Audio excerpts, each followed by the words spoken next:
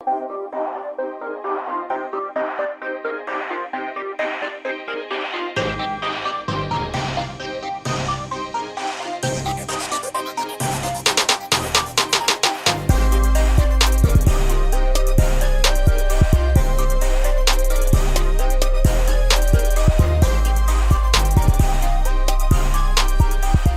base is dropped on a new edition of Soccer Down here. Some Tuesday thoughts for you today, October 23rd. It's fall is here in Atlanta, Georgia. It's kind of nice. It's a little chilly at times, but I kind of like it. Jason Longshore, John Nelson here with you this morning. Gwen is right there on cue. Good work, Gwen. And we'll be getting into all the Tuesday thoughts as we go this morning. Joe Patrick from Dirty South Soccer will be joining us in hour number 2 to give his Tuesday thoughts. But, John, we didn't get a chance to catch up yesterday. What were your Sunday thoughts about Atlanta and Chicago from the Bens? Took care of business, and, full disclosure, because I am sitting in a hotel room in Cordial, Georgia. I only got to see the first half up close and kind of had to pick my spots and try to figure out what happened in the second 45. But the first 40... I hear there's a radio team that provides coverage of that. Yeah, I know. And I think that we know them intimately, and they have golden tickets. Well, so yes. It was... but I have more the than first a golden half ticket, don't I? Well, I'm talking about the other gentleman, the staff meteorologist. He does, yes. That's understood. But you could have kept up with the game on the radio. That's all I was saying. I was keeping up with it on the media that is social. Okay, that works too.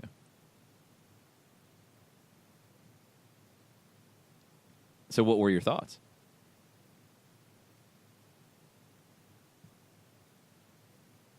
And I think we've lost John already. It's going to be one of those shows. All right. Hopefully John will be back. There he is. There he is. Well, it's the first time in the history of my my particular telephonic device that I've received a phone call from Jamaica. I don't even know what to make of that one. Oh, I'm sure it's some kind of a Spanish kind of a thing where it's spam or phishing with a PH, and I'm sure that they're trying to either sell me something or trying to figure out a way to get into my bank account surreptitiously. Well, there's no Jamaican club in the CONCACAF Champions League, so it has nothing to do with planning for the 2019 CONCACAF Champions League. I know that much. Drat.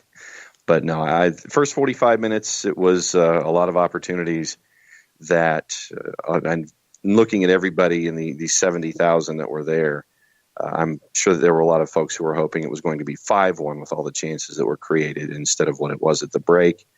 And then, for me, it was a team gets a result without having their best stuff. And, if you're a pitcher who can do that, then it shows that that you really can handle things in the clutch, especially when it comes to later in the year when you're chasing after titles and trophies and rings and things like that. So for me, it was getting full result when not everything was either going your way or you weren't making things go your way. So that was the biggest takeaway for me, is that you got full points. That's what mattered. You kept pace. You made sure that everything was the way that it was coming into the day when it came to the standings.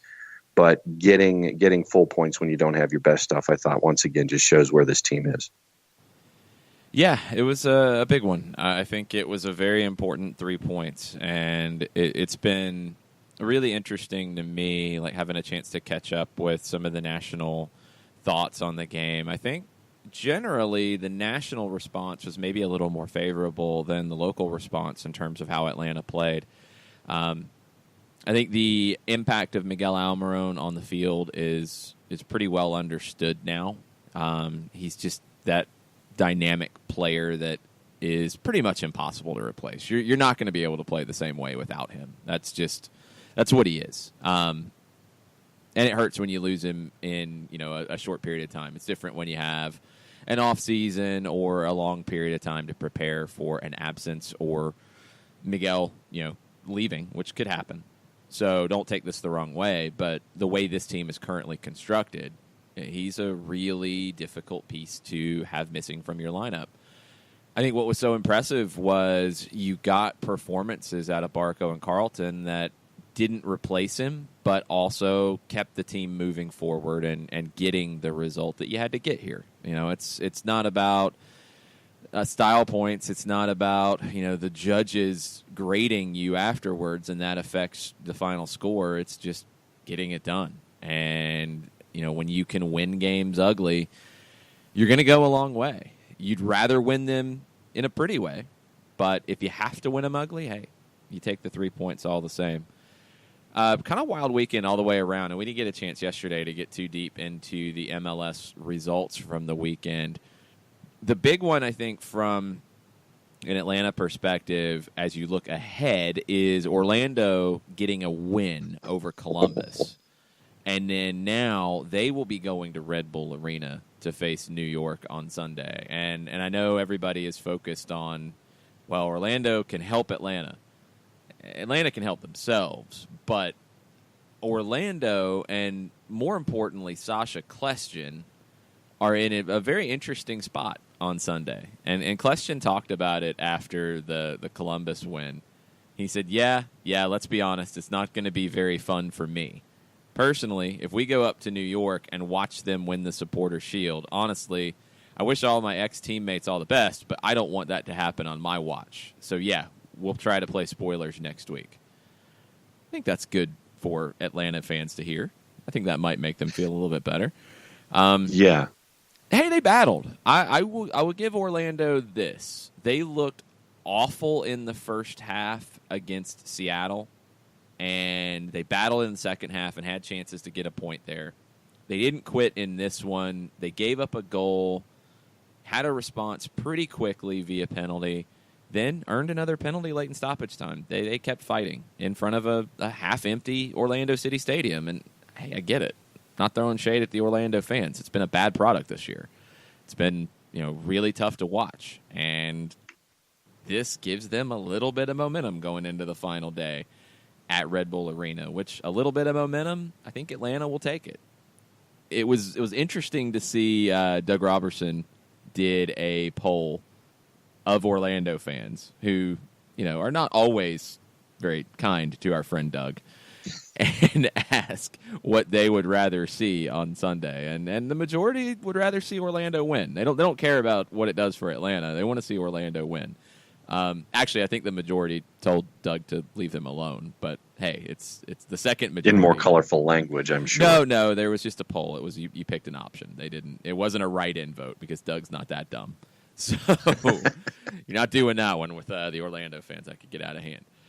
So Orlando has a little bit of something going into Red Bull Arena, but Atlanta, I think, has some additional good news.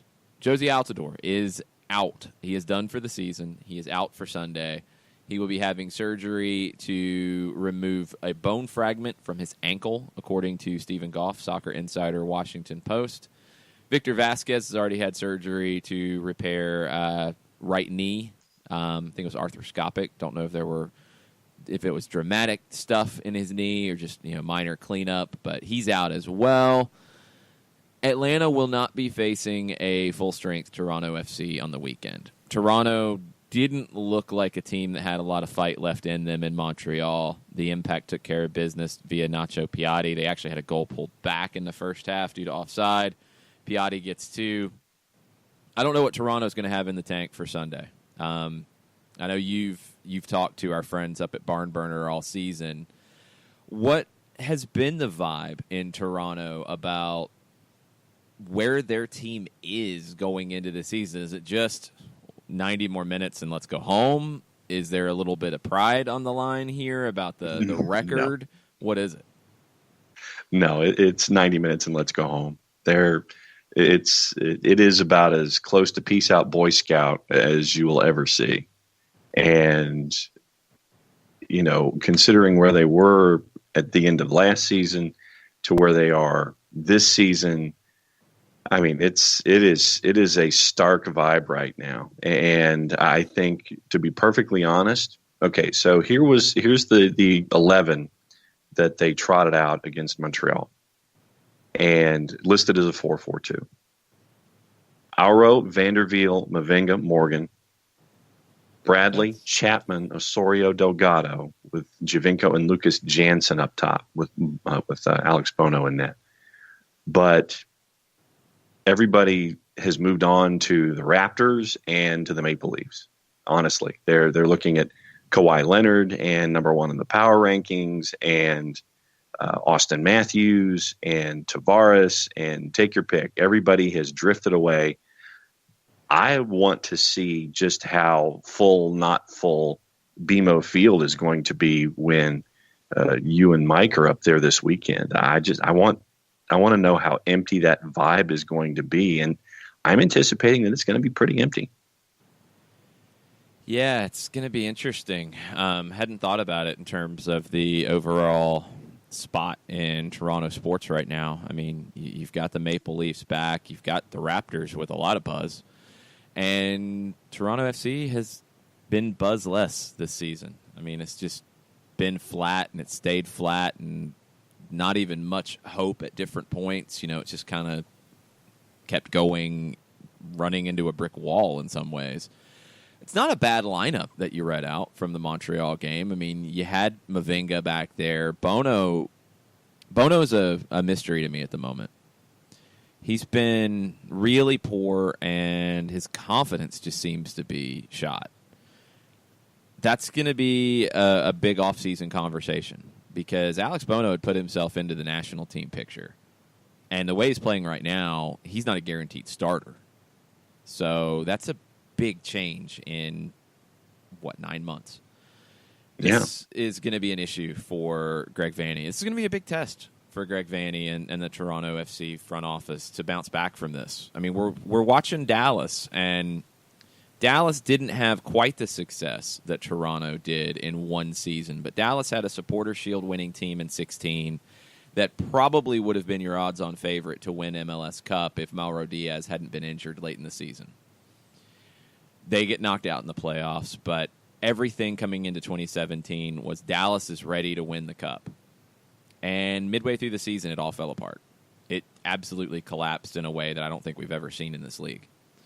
This year, I don't know if they've regained the confidence yet. I mean, they had a good first half. They have a good team. They don't have a great team. And they haven't figured it out since Diaz was transferred in the summer. I mean, 6-6-4 to finish the year is not what an elite team does.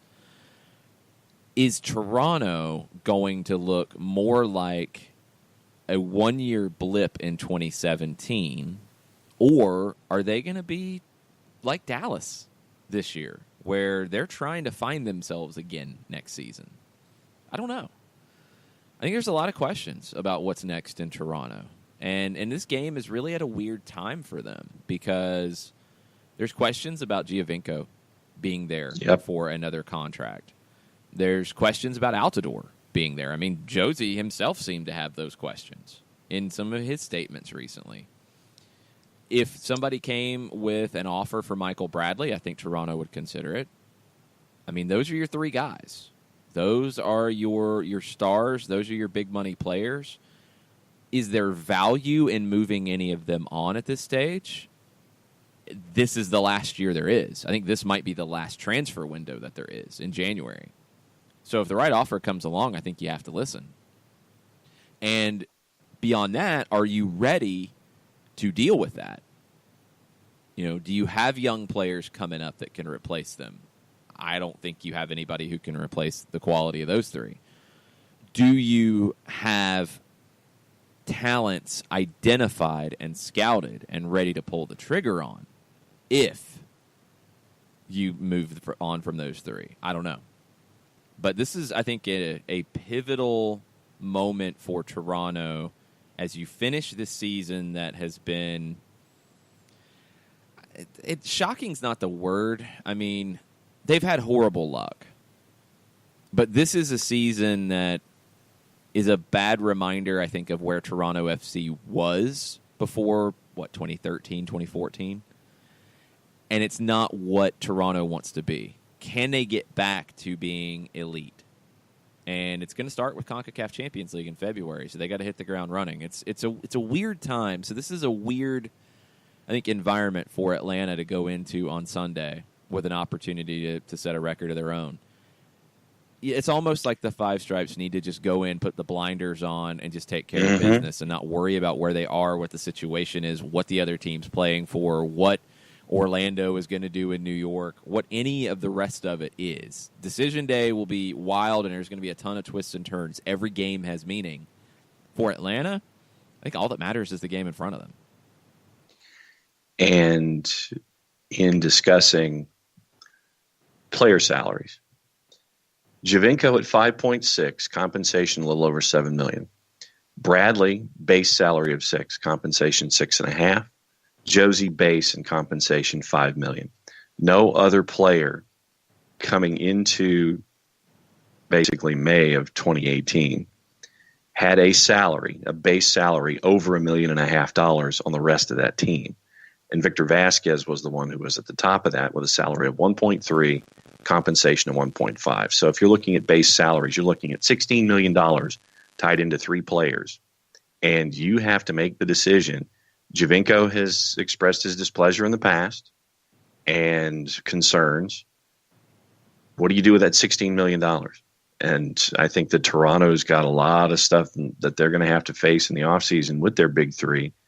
And you would think that Tim Bezbatchenko and everybody has some ideas as to what to do. But, yeah, I think this is the last window, specifically with Giovinco, where you can try to get something done to where you just don't lose him. And you need to get resources back for these 3 no matter what you do with them.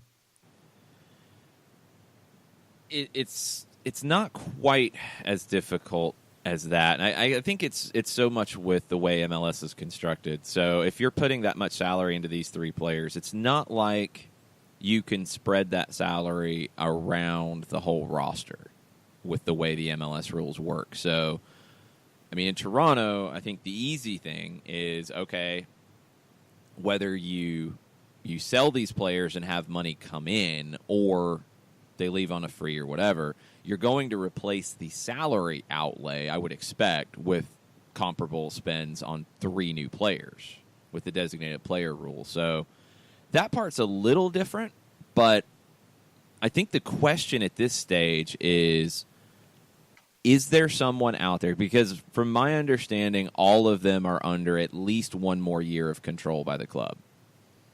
And that would be question 1 for the front office is Giovinco, Altidore, Bradley.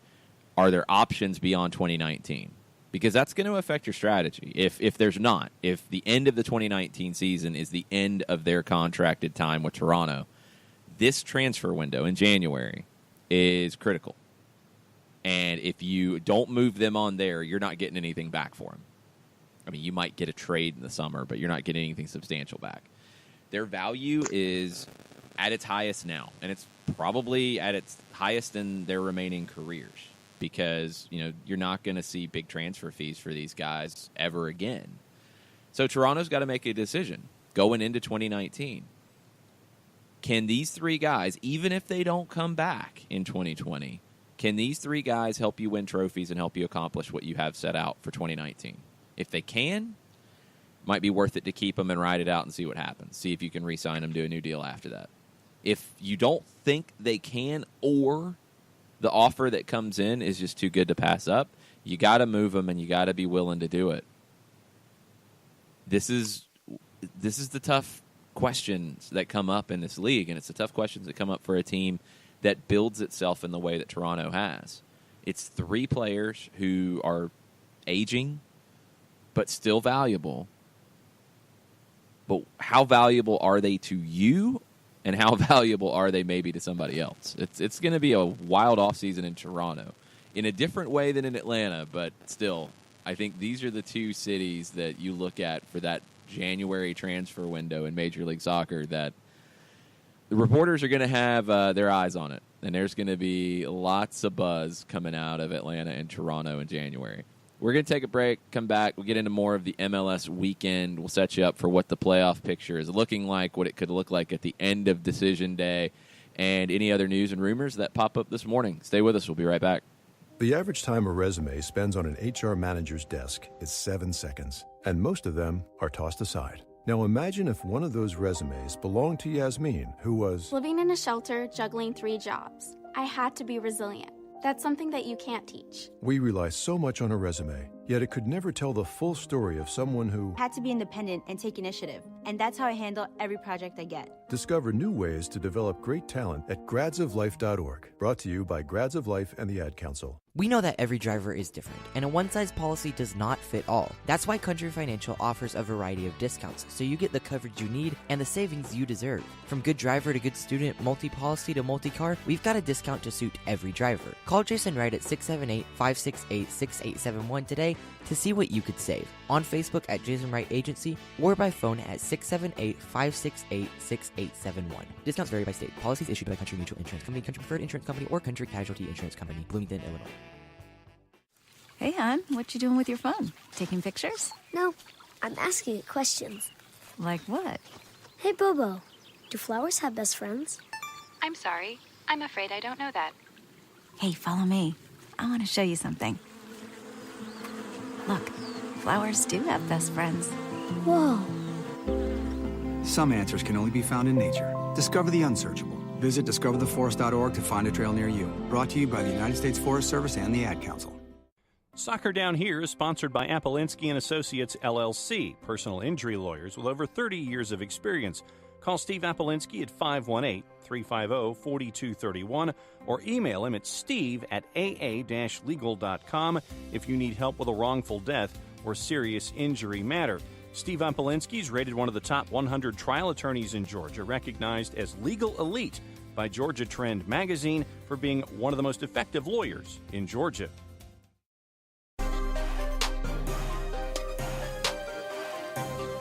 Welcome back. Soccer Down Here, October 23rd edition. Jason Longshore, John Nelson here with you. Tuesday Thoughts edition of the show. And I want to dig into this. This was a message I just had from James McClatchy. It's a good question. In talking about South America, why no discussion of players from Brazil? And, yeah, I think, you look at Brazil, and we all know what Brazil has been on the world stage, and we know the value of Brazilian players around the world. I think it's twofold when it comes to MLS and Brazil. One, there honestly just have not been many success stories of Brazilian players coming into the league. I think it's a different type of transition. Honestly, Brazilian players in other South American leagues haven't been the most successful. They play a different style. And I think the Argentine style and the Argentine league, for me, is the most comparable to MLS. I think Brazilian players struggle to transition to the United States, and that style of play that is more physical, that is a little grittier. The physicality of Brazilian players is generally in question. That's usually one of the vibes that scouts will give you about a Brazilian player. I think the other side of it, and probably the more important one at this stage, is the value of Brazilian players. It's off the charts. If you have the Brazilian flag next to your name on a sheet, you're going to be worth more money as a young player. It's kind of crazy, but that's how it's been, and that's probably how it will be. Some of that is down to the Brazilian league and the financials in Brazil being a little bit better than some of the other countries in South America. They're able to pay players more. They're able to extract more in transfer values. Let's go back to last year's Copa Sudamericana final. Ezequiel Barco and Vinicius Jr., two players that were heavily discussed as two of the top teenagers on the continent. Barco comes to Atlanta for $15 million, and there was a lot of talk like, wow, why are they selling him for that little? They could wait and get more from Europe. Because Vinicius Jr. was going to Real Madrid for some ridiculous amount of money, and I remember seeing 50 to 60 million in that. 67. And he didn't play as a starter in that Copa Sudamericana final, while Barco was the key creative hub for Independiente. And Vinicius Jr. is not playing as a regular for Real Madrid right now. Doing well with the second team, it sounds like, but not with the first team. But that's a lot of money for a young player. MLS is not going to pay that type of money for a young player. But you put them on the same stage in the Sudamericana final, and I mean, Barco was the guy who mattered more in that match. So when you can get him for 15, that's where you're going to go shopping. I think the value of players combined with the easier transition stylistically, and plus in Atlanta, just the people that are in place. You know, I mean, it's Tata Martino. It's an Argentine coaching staff. It's people who have a lot of familiarity with the Argentine Superliga. That's who you're going to bring in just because you know a little bit more about them and the style of play and the mentality. Brazilian players around the world, I mean, I believe Brazil exports more soccer players to leagues around the world than any other country. I think there's always a value on Brazilian players, but sometimes that value is not really in line with the reality of what they produce. Vinicius Jr., 7.5 million euros a year right now, in addition to that $67 million transfer fee. Absolutely crazy. Yeah, I mean, and he hasn't really done anything at the first team level. No. Yet. That's the thing here. You know, for your Ronaldinhos, there are cautionary tales of players who have left Brazil, gone to clubs in Europe, gone to clubs elsewhere, and just failed. It happens. I think it happens maybe a little bit more with Brazilian players than players from other South American countries. So I think it's a combination of things, but for MLS, just through the league's history, you've had better success if you're just going between the two countries with Argentine players more than Brazilian players. There's been very few Brazilians who have had a huge impact in Major League Soccer. And I mean, I'm trying to process it. When it comes to South America in general, when it comes to the talent pool, what have been the countries that have sent players to MLS that have had the most success across the board as a rule? I mean, I would say Argentina if you're just going on a country by country basis. You know, when you start to look at the early days of MLS, you had Carlos Valderrama, Colombian legend.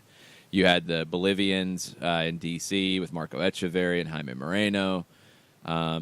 You had Central American talent. El Salvador had a golden generation around that time, and Raul Diaz Arce was probably the focal point of it, goal scorer in the early days of MLS.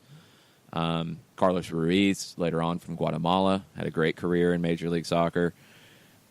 It's interesting that Brazil and Mexico are two of the countries that you haven't seen a whole lot of players have huge success in MLS, and they're probably two of the leagues in this hemisphere that are as close to as financially stable as Major League Soccer. So I think their players are paid more to stay home. The players that MLS would be looking at are paid more in their domestic league than they would be paid here, and it's hard to get them. It's kind of the situation that you have with English players as well sometimes, because the money is so big in the Premier League.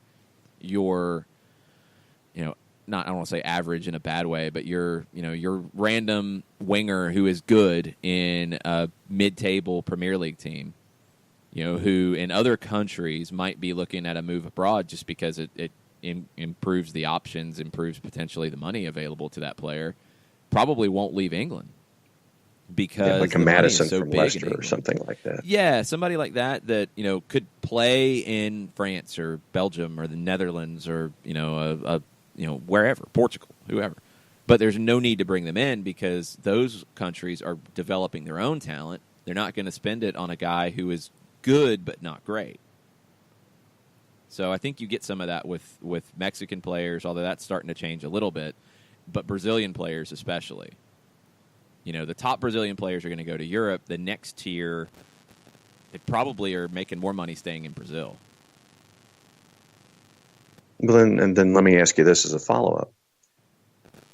I don't know if you have enough of an information base to answer this question, but do Brazilians, whether it's, I guess, we can take it different ways, whether it's the Brazilian player, the Brazilian league, the Brazilian fan, how do they perceive MLS? Would they perceive it as a place, no, I don't want to go there because it's beneath me? No, I don't think that necessarily plays into it. I don't think they consider it much, period. I don't know what kind of TV deals MLS has in Brazil. I mean, the international TV deals that Major League Soccer has signed are massive, and it's been a big, underrated part of the league's growth because it's just exposed around the world so much now. I don't know about Brazil. You don't have that history of success. And I think, with Argentina, you've had it with guys like Schelotto, who is a legend at Boca before he became the manager, a legend as a player there, a guy who spent most of his career there, and then came to Columbus to the point that there's an epic picture of Boca fans climbing the fence behind the goal, which is one of the traditions. It sounds crazy, but it happens. And it's a Boca fan in a Columbus Crew jersey doing it. So I think there's just much more of an affinity in other parts of South America. For Brazil, I don't know if it's a perception thing as much as it's just an exposure thing. There just hasn't been that experience with it. I mean, most of the Brazilian players who have come to MLS have been, not no names, but not big names. I believe Kleberson was probably the biggest name Brazilian signing in Major League Soccer in Dallas, and it was a flop. It was an absolute flop in the early days of the designated player rule. Beyond that, it's been guys like Juninho, who had a great career here, but he wasn't a big name in Brazil at all. And not that Juninho, if you're thinking back to the middle. Yeah, I was going there. Because he played here too, but he didn't play here that long. He played in New York for just a little while. Talking LA Galaxy Juninho. So Juninho version 2.0. No. There's probably 75,000 different Juninhos. So I'm not going to give him the number 2 on it because there's no telling. Globosat has a 4-year deal with MLS that ends. Okay, Andrew Baker's yelling at me, and he's right. Kaká. But that's a different situation, too, because he came at the very end. And I think he was a little bit of a unique case. That's a good call, Andrew. Sorry about that. I try to block purple things out sometimes. Got to try to spin it somehow. No, Kaká was at a different stage. I mean, he came... it was interesting with him when after he had the amazing year and time in Milan, and he goes to Real Madrid, and he started to have some injuries and just never could find his footing, and then he came to Orlando. I mean, what kind of an impact did he truly have? I don't know. I don't know if it changed the percent.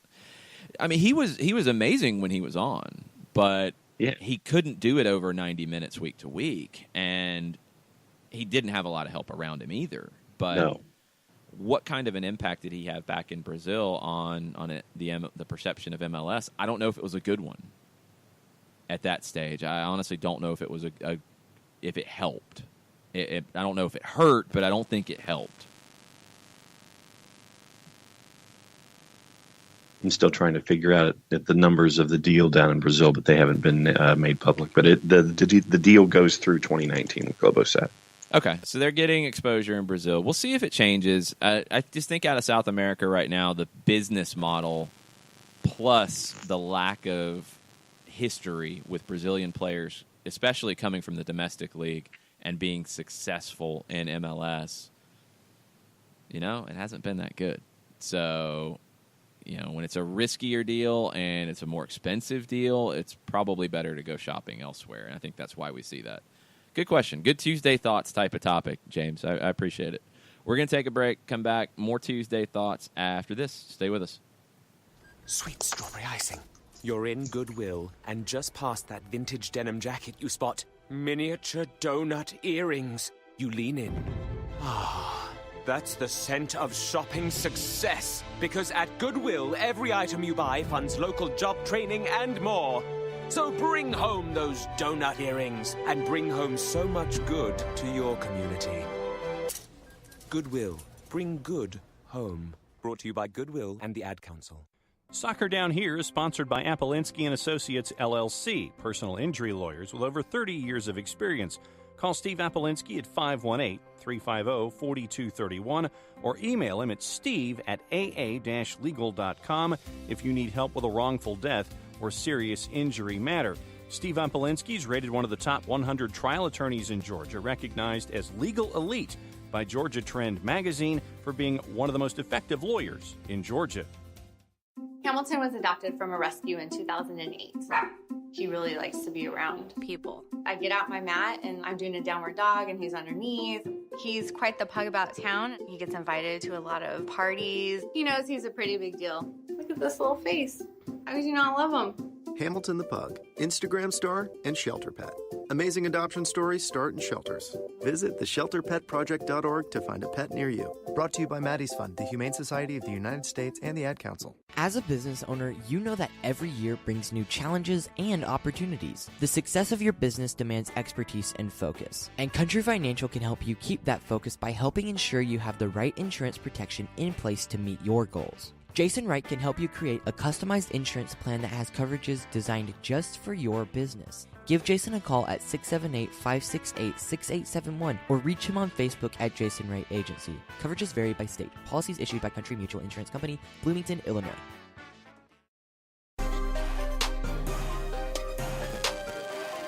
Welcome back. Soccer Down Here, October 23rd, Tuesday Thoughts edition. Jason Longshore, John Nelson here with you this morning.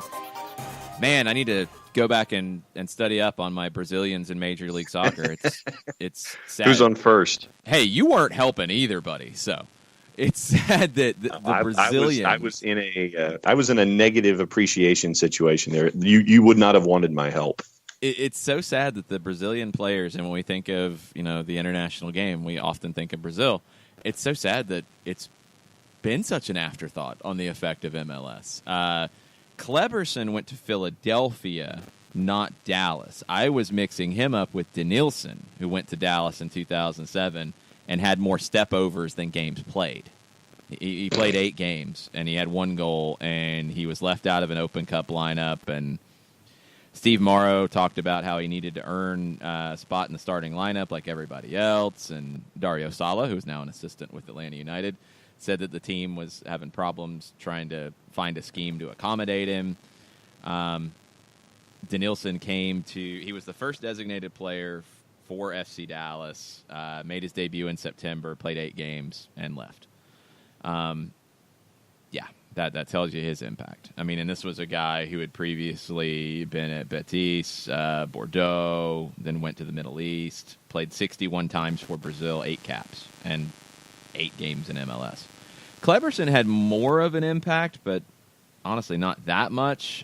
This is Kleberson, who went to Manchester United early in his career, bounced around a good bit, played at Besiktas, went back to Brazil, came to Philadelphia, played 11 games, but then stuck around and played 2 years with Indy 11, and then played a final season That's where I with remember Lauderdale him. Strikers.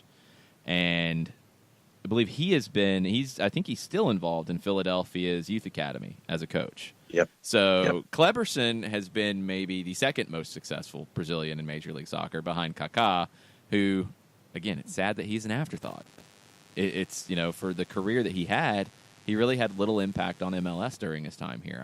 I guess he sold a whole bunch of jerseys and didn't get into the playoffs with Orlando. And, I mean, the last year of Kaká in Orlando was just kind of sad. Not Andrea Pirlo sad, but sad.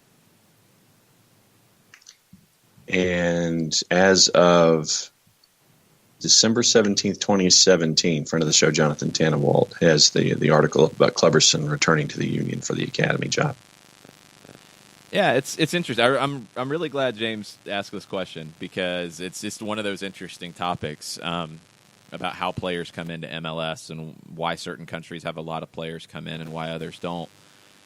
England is an interesting situation now where you're not seeing the quite as many of the career veterans. I mean, unless you're Colorado Rapids and you're signing everybody out of the championship you can find. But you're not seeing as many of those guys. You're seeing young guys who either didn't make it through the academy process or didn't get an opportunity, and they're coming here very young. And often what you're seeing is they're not coming straight to MLS. They're actually coming to the States to go to college, and then they're ending up in MLS. I mean, Julian Gressel is the case in Atlanta that we know about from Germany who went through that, but Dom Dwyer is another one. I mean, there's been a number of those types of English players who have come to MLS, but a lot of them are coming through the college system, which is fascinating. I'll be curious to see if we get more, James Harrison type of guys. I think Harrison and what he did, he went to college for 1 year, he went to Wake Forest, but then went to NYC, lit it up, and now he's in a better place than he would have been if he had stayed in England and not come to the States. I wonder if you're going to see more of those types of players who come, play a few years, and then go back. Well, you'd like to think that with the evolving positive perception of MLS in an international stage, with all of the talent that's being attracted, that you would like to see something like that happen and go down. And I think that's the trajectory, isn't it? Yeah, I would think so. I mean, MLS getting to that point where it is a top, 6 league, I think would be the goal in the short term. And I think that's doable. I think that's absolutely doable when you start to look at it. England, Spain, Italy, Germany. Those are your big 4. I think those are going to be your big 4 for the foreseeable future. France has PSG, has some other clubs, but those are outliers in France. The rest of the French league, I don't think is that far off from Major League Soccer. And then you're looking at Portugal and Belgium and the Dutch league as the next level. Probably Russia would be in that next level. And then you're looking at Scandinavia and the rest of the leagues in Europe. I think MLS is past Scandinavia. I think it's past, Poland, Bulgaria, the Czech league, stuff like that. Yeah. I think it's closing in on that next level of Portugal, Belgium, Netherlands. But where I think MLS can get to very quickly is to be at the level of France. And that's a great spot to be, because that would push you past Brazil and Mexico in this hemisphere in terms of perception, in terms of money spent, all of it, and would put you in a really good spot where I think you're going to get a wider range of talent from around the world, but also just that increased reputation that is hard to quantify. I think we're starting to see it play out with things like was it CBS Sports who does the top 25 teams, and Atlanta United was included, the first MLS team to be in their top 25 list? Yeah. Stuff like that would not have happened a few years ago. And that's a great step for the league. I mean, it's a poll, and it's not that big of a deal, but it shows the shifting perceptions. And Atlanta's a big part of it. What I'm curious to see, and we've talked CONCACAF Champions League a ton, and I've loved the competition for a long time, but it doesn't have an English TV deal right now.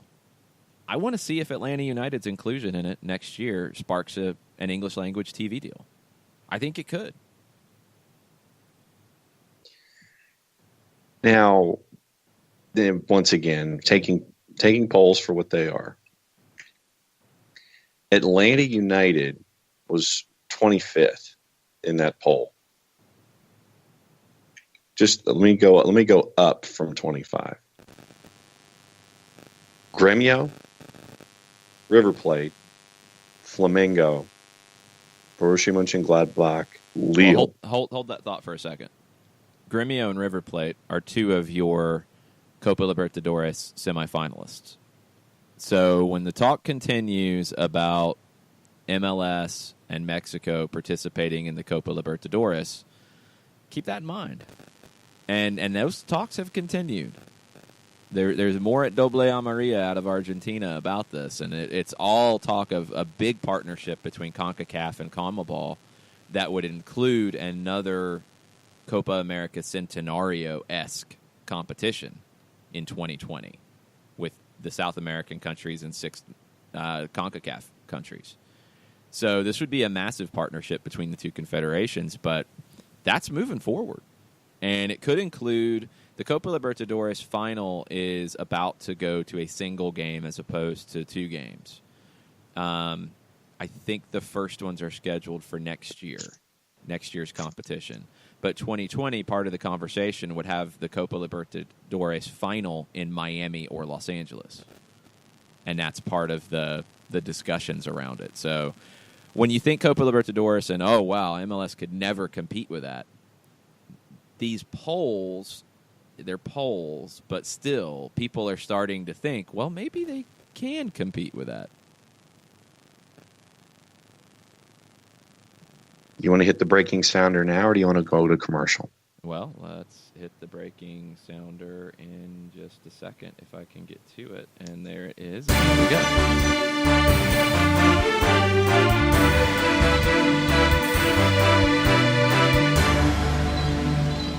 Breaking news, John Nelson, take it away. Atlanta United announced today that Tata Martino has declined to extend his contract with the club beyond 2018 and will move on at the end of this season. The club will immediately begin a detailed global search for a replacement. Opening paragraph. All right. I think that's a chance to take a break and reset. We'll be right back after this. The average time a resume spends on an HR manager's desk is 7 seconds, and most of them are tossed aside. Now imagine if one of those resumes belonged to Yasmin, who was living in a shelter, juggling 3 jobs. I had to be resilient. That's something that you can't teach. We rely so much on a resume, yet it could never tell the full story of someone who had to be independent and take initiative. And that's how I handle every project I get. Discover new ways to develop great talent at gradsoflife.org. Brought to you by Grads of Life and the Ad Council. We know that every driver is different, and a one-size policy does not fit all. That's why Country Financial offers a variety of discounts, so you get the coverage you need and the savings you deserve. From good driver to good student, multi-policy to multi-car, we've got a discount to suit every driver. Call Jason Wright at 678-568-6871 today to see what you could save. On Facebook at Jason Wright Agency or by phone at 678-568-6871. Discounts vary by state. Policies issued by Country Mutual Insurance Company, Country Preferred Insurance Company, or Country Casualty Insurance Company, Bloomington, Illinois. Hey, hon, what you doing with your phone? Taking pictures? No, I'm asking it questions. Like what? Hey, Bobo, do flowers have best friends? I'm sorry. I'm afraid I don't know that. Hey, follow me. I want to show you something. Look, flowers do have best friends. Whoa. Some answers can only be found in nature. Discover the unsearchable. Visit discovertheforest.org to find a trail near you. Brought to you by the United States Forest Service and the Ad Council. Soccer Down Here is sponsored by Appolinsky and Associates, LLC, personal injury lawyers with over 30 years of experience. Call Steve Appolinsky at 518-350-4231 or email him at steve@aa-legal.com if you need help with a wrongful death or serious injury matter. Steve Appolinsky is rated one of the top 100 trial attorneys in Georgia, recognized as legal elite by Georgia Trend magazine for being one of the most effective lawyers in Georgia.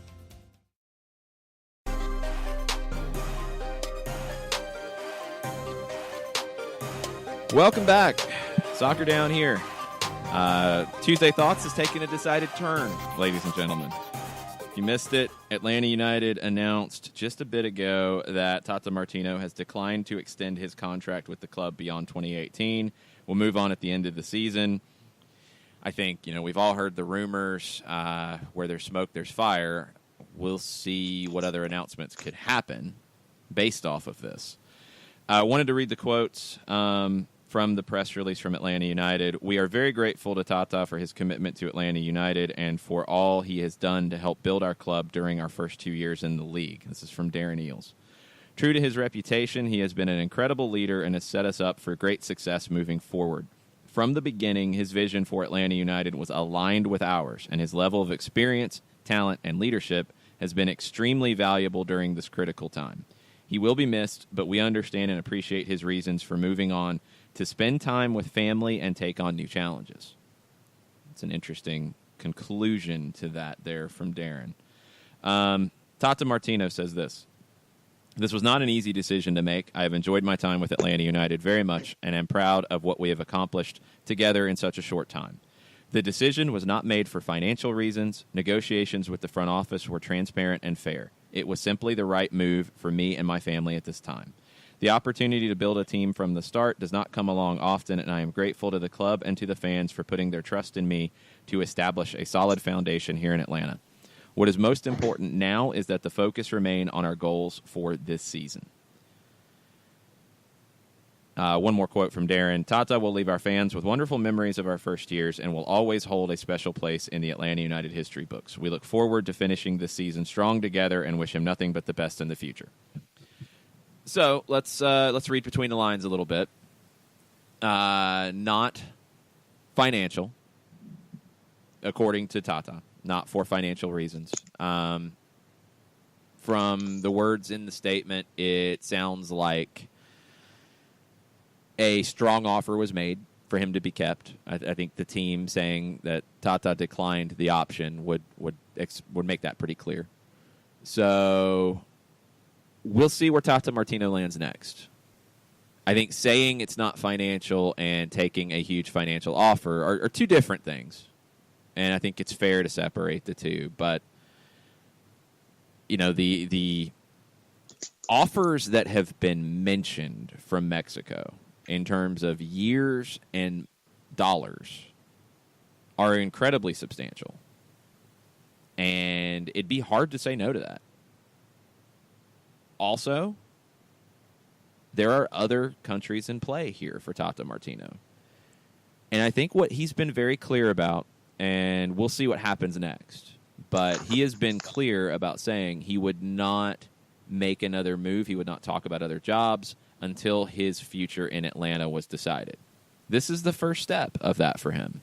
You know, it is announced now. There's not going to be speculation. Will he, won't he? Is he staying? Is he going? That's done now.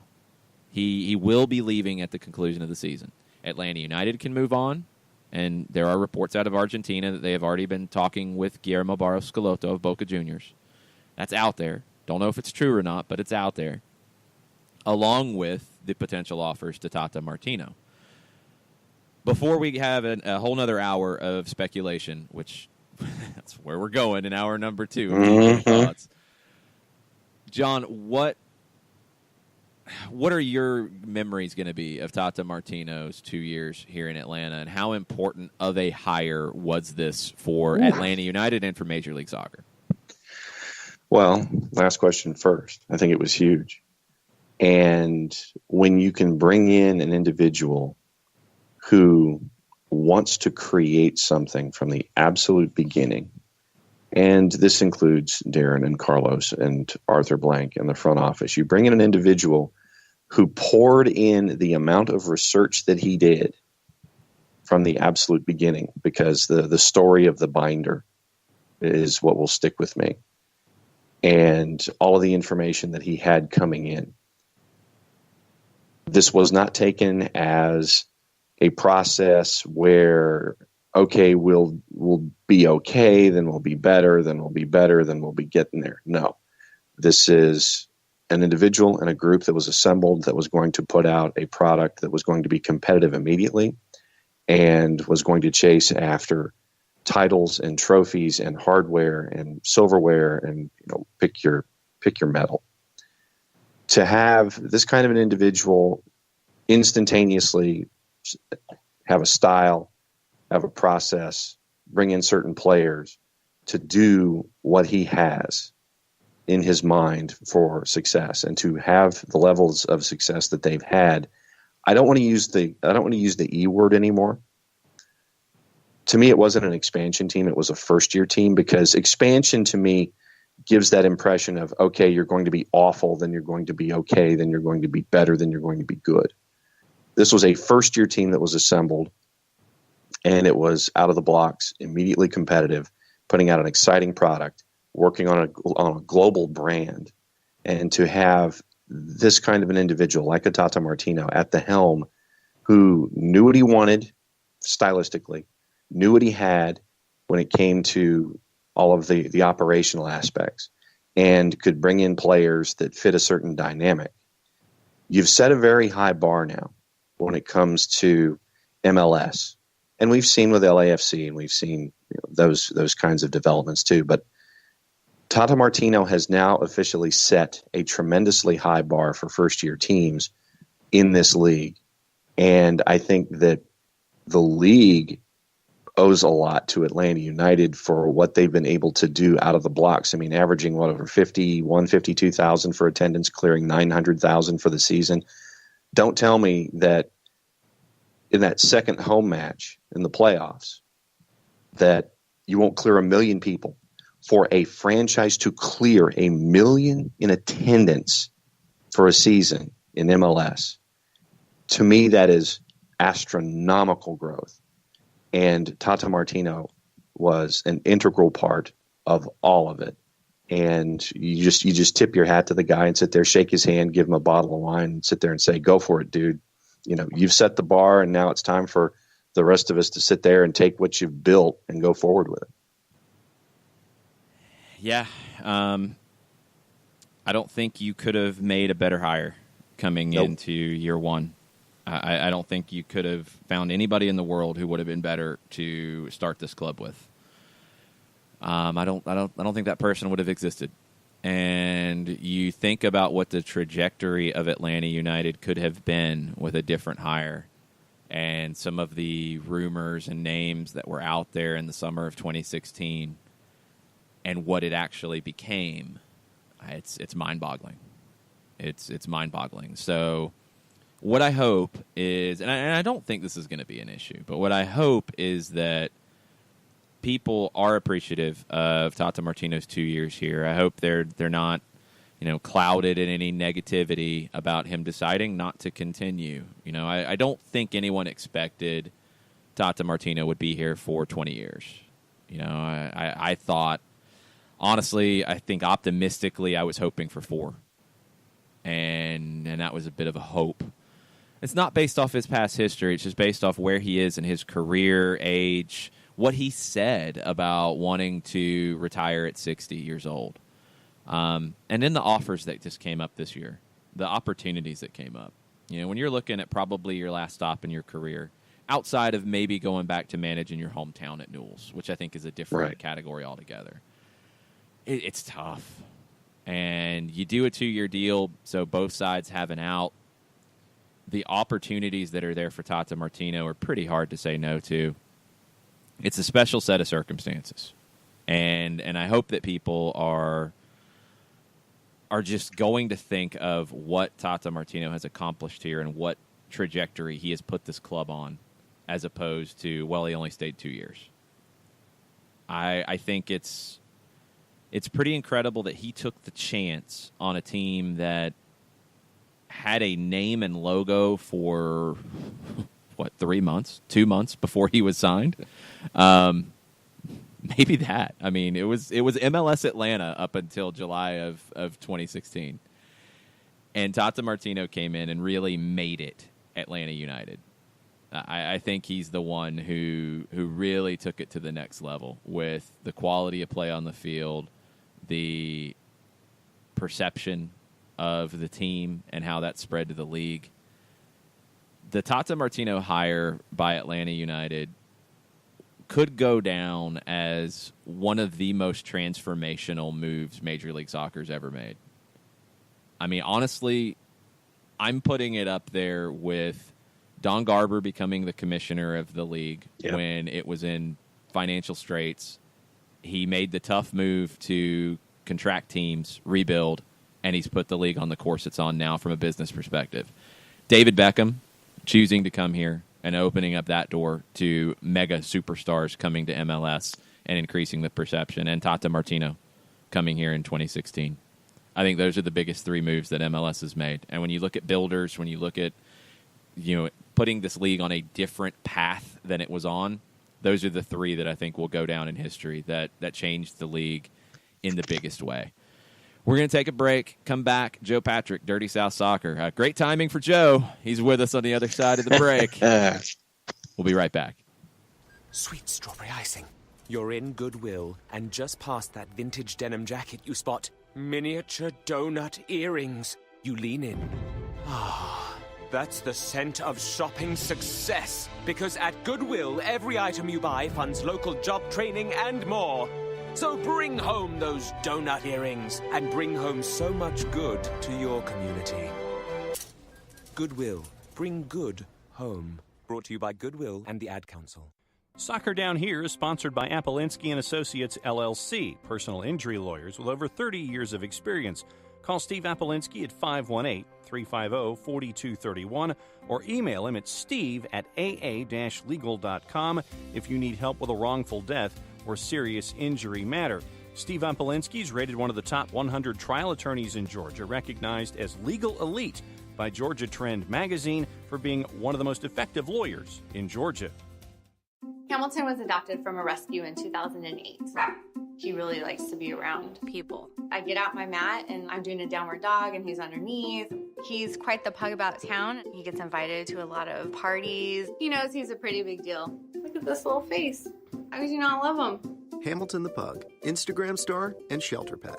Amazing adoption stories start in shelters. Visit theshelterpetproject.org to find a pet near you. Brought to you by Maddie's Fund, the Humane Society of the United States, and the Ad Council. As a business owner, you know that every year brings new challenges and opportunities. The success of your business demands expertise and focus. And Country Financial can help you keep that focus by helping ensure you have the right insurance protection in place to meet your goals. Jason Wright can help you create a customized insurance plan that has coverages designed just for your business. Give Jason a call at 678-568-6871 or reach him on Facebook at Jason Wright Agency. Coverages vary by state. Policies issued by Country Mutual Insurance Company, Bloomington, Illinois.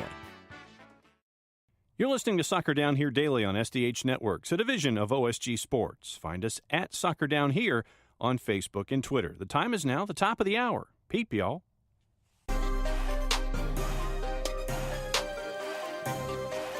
Welcome back. Hour number 2. Soccer Down Here, Tuesday Thoughts edition, and there's a lot of thoughts to be had now. Atlanta United has announced Tata Martino will not be returning to Atlanta after the current 2018 season concludes. News like this breaks, and we get a couple people on the line. Let's start with Joe Patrick, Dirty South Soccer. What's up, Joe? How's it going, everybody? It's going. Business has definitely picked up, as they say. Let's start with you, and then we have Jarrett Smith as well. Jarrett is finally awake after a very long night of Atlanta Falcons football and craziness, and a win, which is a good thing, at Mercedes-Benz Stadium. But let's start with Joe, our guest. Just reflections on the Tata Martino era in Atlanta. Yeah, it's, I'll be honest, I've seen this coming from, and I think most people have with all the reports that have been circulating. But, there's still a bit of shock to it, just the reality of it setting in that he won't be back next year. And I guess the first thing I would want to say, because I know Tata's listening, is just to say thank you to him for his time here. And obviously there's still, work left to do. But it's been nothing but a joy as a reporter to cover his team, to cover, him, get to know him a little bit better as a person, and just the way he's always treated the media has been top class. He's given us time. He's been patient and very nice. So, it'll be nothing but positive memories for me when I think back about his time here. And, I just think it was his appointment. It was funny because I was just having this conversation with Rob Usry, my co-manager, and I think we disagreed on this, but I think it's the most important moment in the club's history was him signing here, because I think that it set the trajectory for everything that they wanted to do. Now, regardless of whether they wanted to do it, if Tata never rang, maybe they ended up with someone else high profile, but we never would have known how that was going to turn out, but just his presence being here has really set the club off on a fine trajectory that they'll be able to kind of, Darren and Carlos will be able to, keep moving in the right direction. So, that's kind of my thoughts. So, and Jason asked me this question in the previous segment. Is there a particular memory that sticks with you when it comes to Tata? I said the binder and the binder story. What sticks with you? Oh, you'll have to remind me of the binder story. That doesn't. Okay, well, Jarrett will not like this, but I think, like, honestly, one of my it's so small, but Jarrett, we were walking out of the press conference room after one of the games, and Jarrett was, for whatever reason, trying to climb over the chairs instead of walking out into the aisle and then just walking down out of the room, and stumbled over one of the rows of chairs, and Tata Martino is walking right behind him and calls him. He said, "Oh, it's Spider-Man."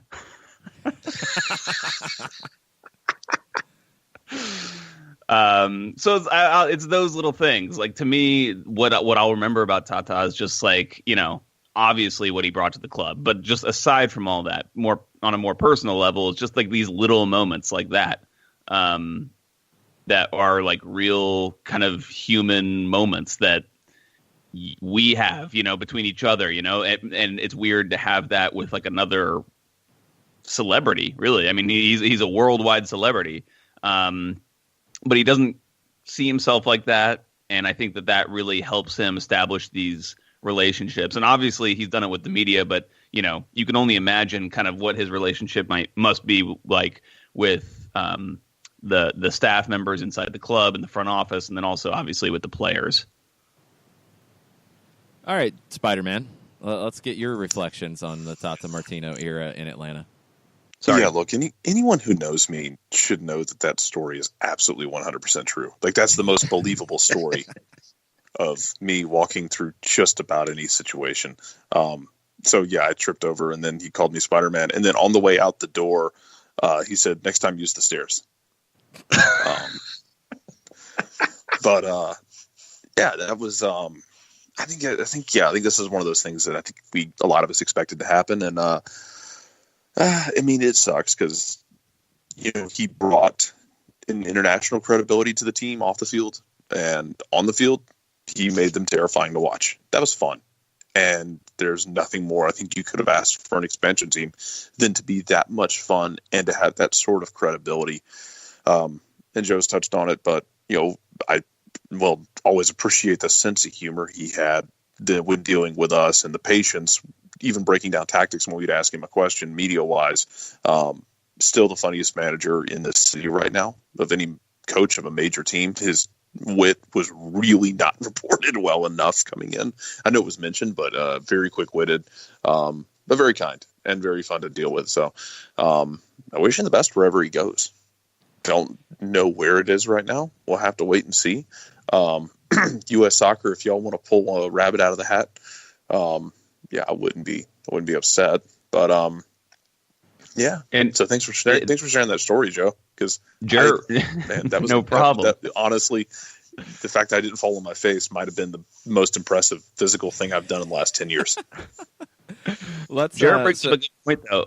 Can I just? Go ahead. Carry on with something he was saying. I think I give Tata a lot of credit with the way that he's come in and dealt in an English language environment.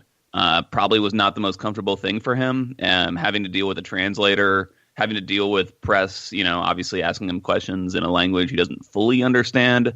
And I thought he was just like the patience that's required to get your point across in those situations when it's not the easiest thing to do at times. I'd give him a lot of credit for that. It's something that a lot of people don't think about, to be honest. And I was having a conversation with someone the other day just about kind of the questions that we ask as media when we ask, the difference. They say, the Spanish language media has so much better questions for them than the English language. And it's a tough one because as an English language media and your question is going through the filter of a translator, sometimes you can't quite ask the question that you want to ask. Like, you kind of just have to rely on someone who has a better understanding of who can have a better dialogue in his native language to delve into some of those deeper things that we just can't do through that filter. So, but even regardless of that, I just thought he was he got kind of better and better as he went with using Justin. Obviously, Justin's great team staff, and I think that's something to kind of recognize as well. Yeah, I just have this image now of the final day at the training facility for Tata. It ends with a long hug for Justin, because Justin's been awesome with all of this. I think he's brought Tata to life for a lot of people, who haven't understood the Spanish side of it. And again, we've talked about it before. Thanks to Jarrett posting the Spanish language audio, and our friend Gustavo in Buenos Aires for providing translations, and everybody else who's jumped on board with that. It's been a huge part of, I think, getting the whole story from Tata.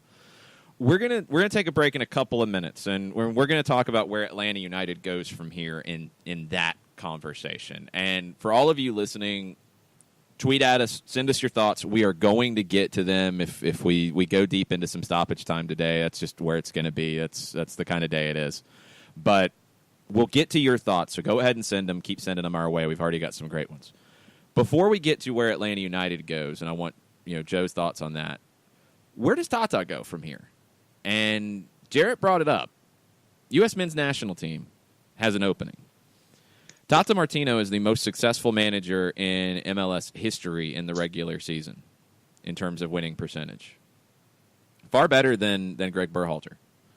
Now that there's no question and no weird conflicts of interest, because, let's remember, Carlos Bocanegra, technical director of Atlanta United, was part of the search committee to hire Ernie Stewart, the general manager. Now that there's no weirdness there and it's done, Tata is not coming back to Atlanta, and it's officially announced. Joe, how upset are you going to be if U.S. Soccer doesn't make a play here, or if they haven't made a play here for Tata Martino to be the next manager of the United States men's national team? Yeah, I think the ship has sailed, to be honest. I think that this is something that has already happened, or I guess, didn't happen.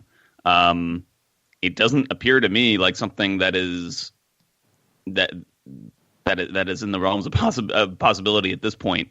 It doesn't sound like it's been discussed. When you start connecting the dots between Taylor Twellman's comments on multiple occasions about it, it's almost felt like Taylor has been campaigning for a conversation to happen. And I'll always remember their talk during the match at Red Bull Arena where Taylor talked about mentioning the possibility of the U.S. men's national team to Tata Martino the day before, and talked about his eyes lighting up and said that he would be interested. I'm assuming that saying he's interested means there hasn't been a conversation about it. Now, I didn't hear this firsthand. I kind of heard this through, actually, Doug Roberson was telling me about the conversation that they had, but Eric Gomez, who's one of the ones who was reporting for ESPN on Tata Martino, reportedly told Jason Davis on his show that Tata wanted to have a conversation about it, and basically the U.S. Federation never reached out. And I don't want to talk about it too deeply because I don't have any firsthand knowledge of it, and it's kind of just speculation on what's been said to me. But it sounds like that they also didn't really talk to Peter Vermees much either. And what that tells me is that they kind of already had someone in mind of who they wanted. And to me, that's just totally backwards, especially with the reason why you wanted more. You wanted Ernie Stewart in the role was so that you had a more fleshed out system and could kind of expand your wings a little more and find the absolute best candidate, not just settle for someone that you felt like was a good fit. So that's not kind of frustrating. It's very frustrating. Yeah, that's the number one thing here is that if you're not exploring all of the quality candidates, because Peter Vermees has a better regular season record than Greg Berhalter as well. If there wasn't pressure on Columbus to get into the playoffs this weekend already, do you think that maybe Berhalter's feeling some pressure about getting in if he's going to leave and go to the national team? And if his crew collapse and don't make the playoffs this year, that's not a good look for anybody involved. That's a problem. And it doesn't help that, he's got a brother inside the Federation. I forget his exact role, but Berhalter, that doesn't help with the optics of this at all. And I don't want to get on Greg Berhalter. Like, it's not his fault necessarily, but it's just, I don't want people to dogpile on him, but it's just the system still appears to be broken. Yeah, it does. We'll get into this as we go, because there will be plenty of rumors and innuendo and all kinds of stuff about where Tata Martino ends up. He won't be in Atlanta after the 2018 season. What's next for Atlanta United? I think that's the question that a lot of people are asking right now. We'll talk about that with Joe Patrick from Dirty South Soccer and the rest of the crew after this. Stay with us. We'll be right back. The average time a resume spends on an HR manager's desk is 7 seconds, and most of them are tossed aside. Now imagine if one of those resumes belonged to Yasmin, who was living in a shelter, juggling 3 jobs. I had to be resilient.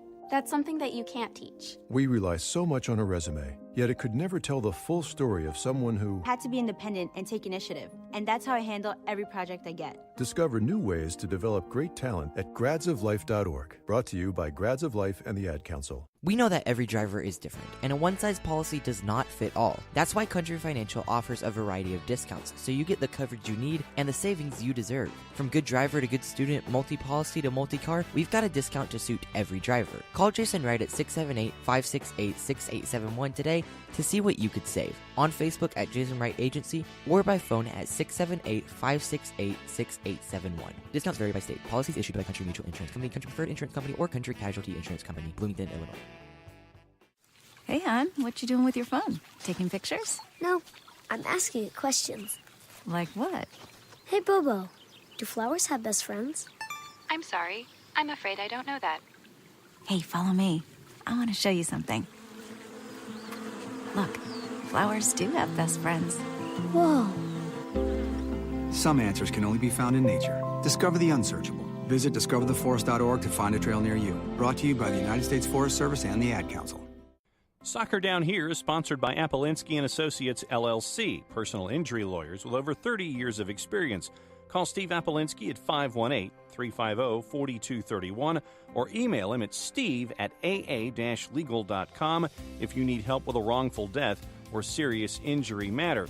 Steve Appolinsky is rated one of the top 100 trial attorneys in Georgia, recognized as legal elite by Georgia Trend magazine for being one of the most effective lawyers in Georgia.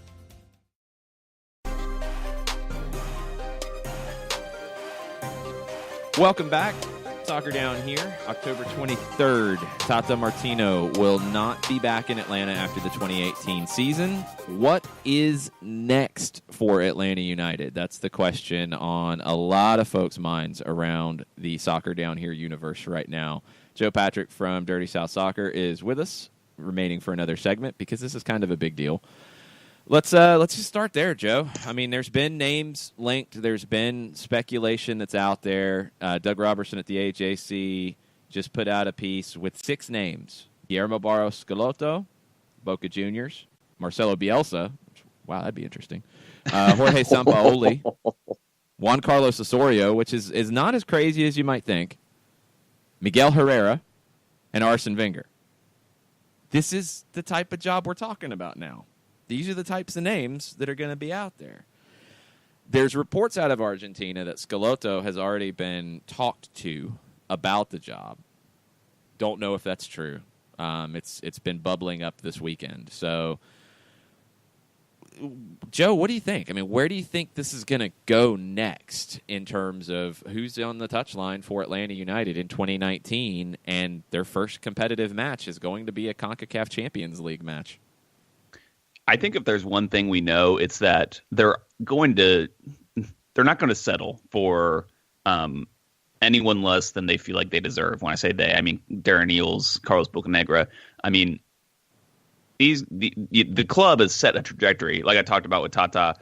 He's kind of put them on a pedestal where this is obviously, I don't want to say a destination club, but it's a club that high-profile global managers will listen to and will want to hear out the project. So I think they're going to go for the best name possible. And when we talk about a guy like Guillermo Barros Schelotto, I think it's totally smart. You got to interview him. He's a manager at Boca Juniors, probably the biggest club in the Western Hemisphere. I'd probably say. Yeah, contract's up in December as well. Mm-hmm. Yep. So I think it makes total sense to interview him. Now, I would be shocked if they're not talking to multiple people about this. Unlike U.S. soccer, Yeah. I think that they'd be smarter than that, and I think they'd want to kind of test the waters, just kind of poke around, see who might be interested, and try to get some leverage in that regard. We've heard out of reports from, I can't remember now, it may have been TYC Sports, that Jorge Sampaoli was interested. We've also heard rumors that Peckerman was lined up for the job. I don't think that hasn't really reared its head in quite a while. Jose Peckerman was a former manager of Colombia and also managed Tigres, I want to say, in Liga MX way back when. But he's like 70 years old, so that seems a little less likely. But I think they're going to go for the biggest name possible. And I think it makes sense to interview, like I said, Barrow Schelotto. But I think that they might go for someone who's higher profile. Like if Arsene Wenger said he wanted to come, I think that they would probably prefer that. Just for I think that Darren Eales, the sense I get is that he likes the high profileness, and that kind of will, give someone the edge if everything else is equal. But that said, I want to say about Arsene Wenger, the links of Arsene Wenger to Atlanta United are extremely tenuous. Like they're extremely rumored. Like it's not anything substantial at all. So I don't want people to get their hopes up too much about that. So when you look at it is a destination now, and you're going to need someone who has that hemispheric / international experience and can integrate a plan with mostly players. I mean, short of whoever the next manager is, the roster is going to be what the roster is, short of a couple of guys that you probably will bring in. So maybe 1/4 of the roster max might be turned over or something? I don't know about that. I honestly don't know about that. There's going to be some movement. I mean, contracts are going to be up for. I mean, I think you're thinking more of the top end. I think the middle and the bottom of the roster, there's going to be some movement too. So a third is probably maybe a little more where I'm thinking. And anytime you have a managerial change, they're going to bring in some guys that they want to bring in too. So it's tricky. And so you're going to need someone who can integrate both their guys with the top end guys that are already here and make sure that, especially in a transitional season as this is, where you're heading toward hemispheric play, that you have someone who can handle those kinds of things. This isn't something that can be handled with just a hire. It has to be a hire that can integrate properly in all of this, Joe. Yeah, I think that's right. I think that you need someone who's going to come in with a little bit of humility and who's going to come to Atlanta with a more holistic approach about how to manage a team, and not just someone who's going to want to have ultimate domain and buy the players they want. First of all, they can't.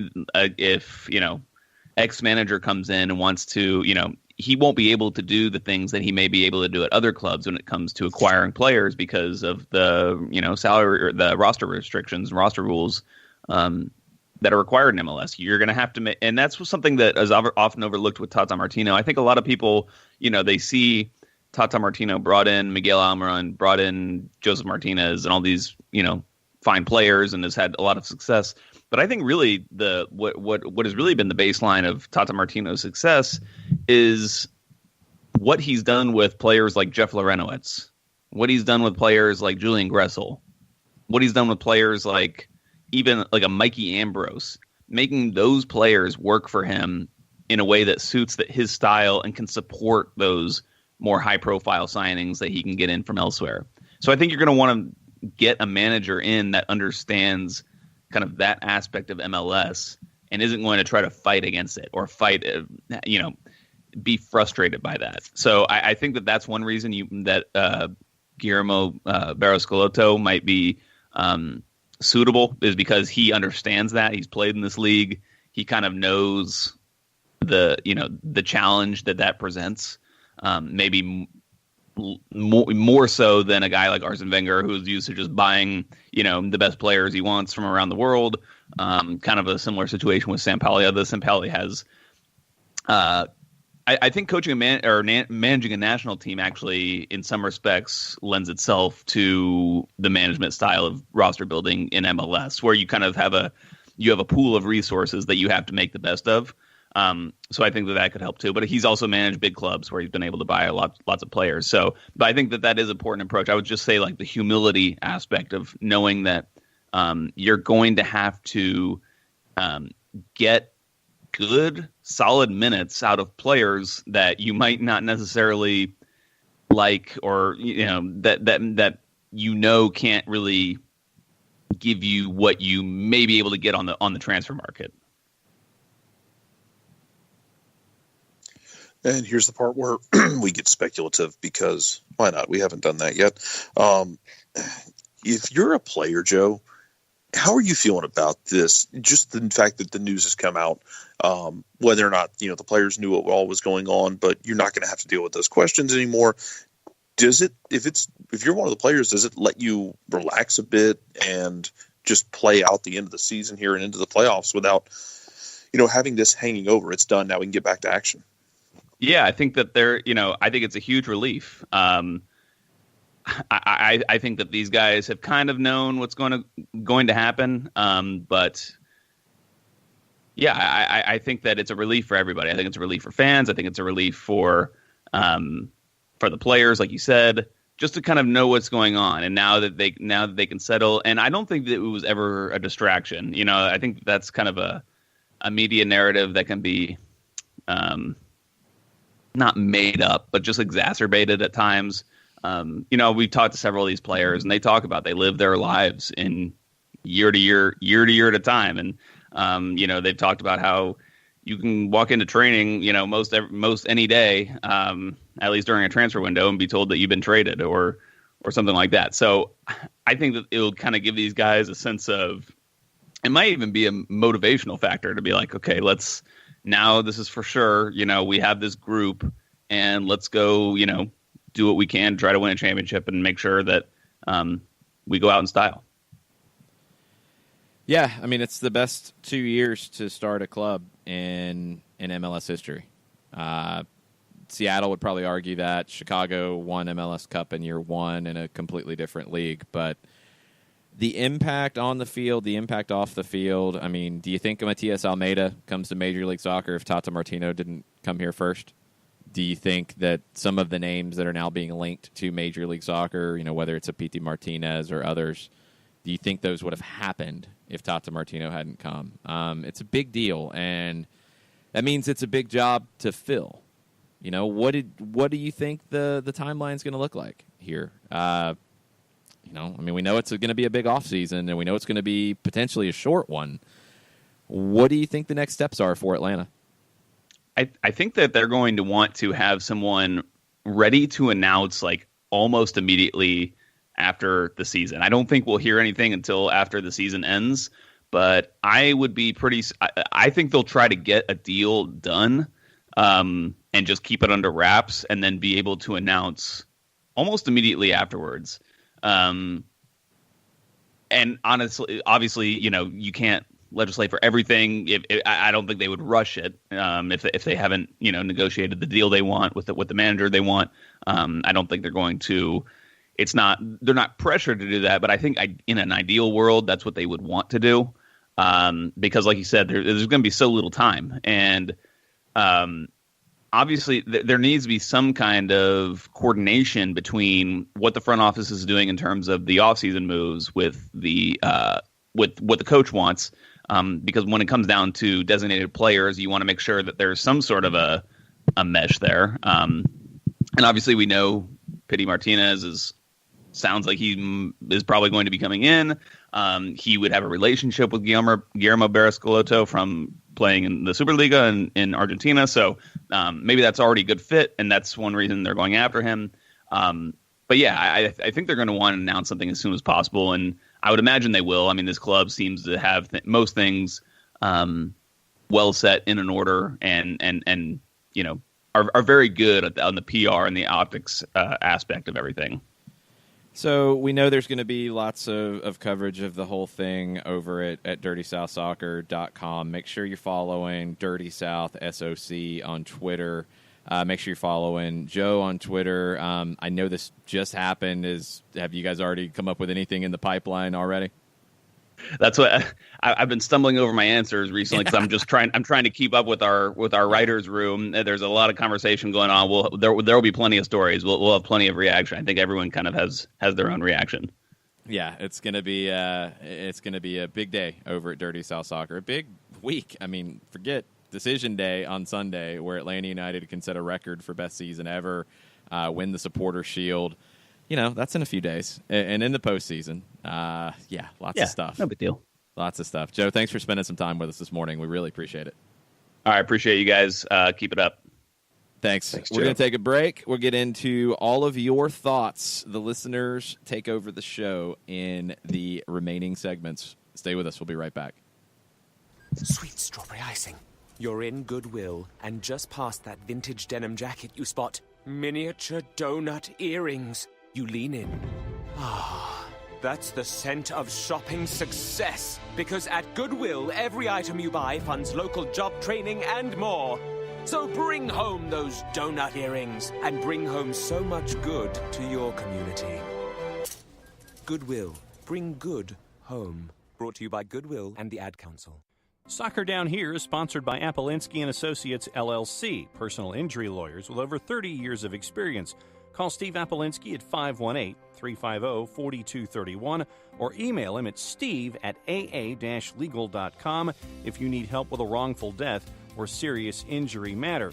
Steve Appolinsky is rated one of the top 100 trial attorneys in Georgia, recognized as legal elite by Georgia Trend magazine for being one of the most effective lawyers in Georgia. Hamilton was adopted from a rescue in 2008. He really likes to be around people. I get out my mat and I'm doing a downward dog and he's underneath. He's quite the pug about town. He gets invited to a lot of parties. He knows he's a pretty big deal. Look at this little face. How could you not love him? Hamilton the Pug, Instagram star and shelter pet. Amazing adoption stories start in shelters. Visit theshelterpetproject.org to find a pet near you. Brought to you by Maddie's Fund, the Humane Society of the United States, and the Ad Council. As a business owner, you know that every year brings new challenges and opportunities. The success of your business demands expertise and focus. And Country Financial can help you keep that focus by helping ensure you have the right insurance protection in place to meet your goals. Jason Wright can help you create a customized insurance plan that has coverages designed just for your business. Give Jason a call at 678-568-6871 or reach him on Facebook at Jason Wright Agency. Coverages vary by state. Policies issued by Country Mutual Insurance Company, Bloomington, Illinois.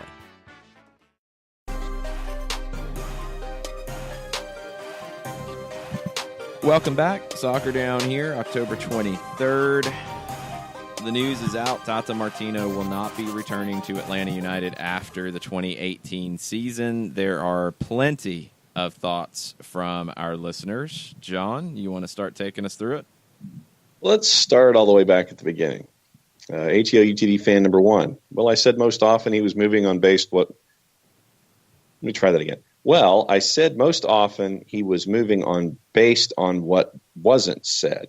Absolutely no surprise to me. I say thanks and wish him and his family well. I'm looking to our next coach and hope they find a solid replacement that keeps us winning. Hashtag Unite and Conquer.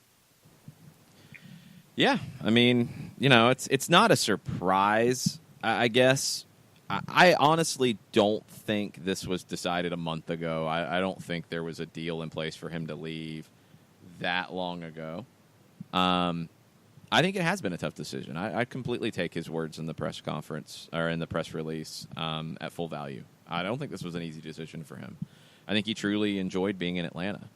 And whether it's, family, as was stated in there, they said it wasn't financial.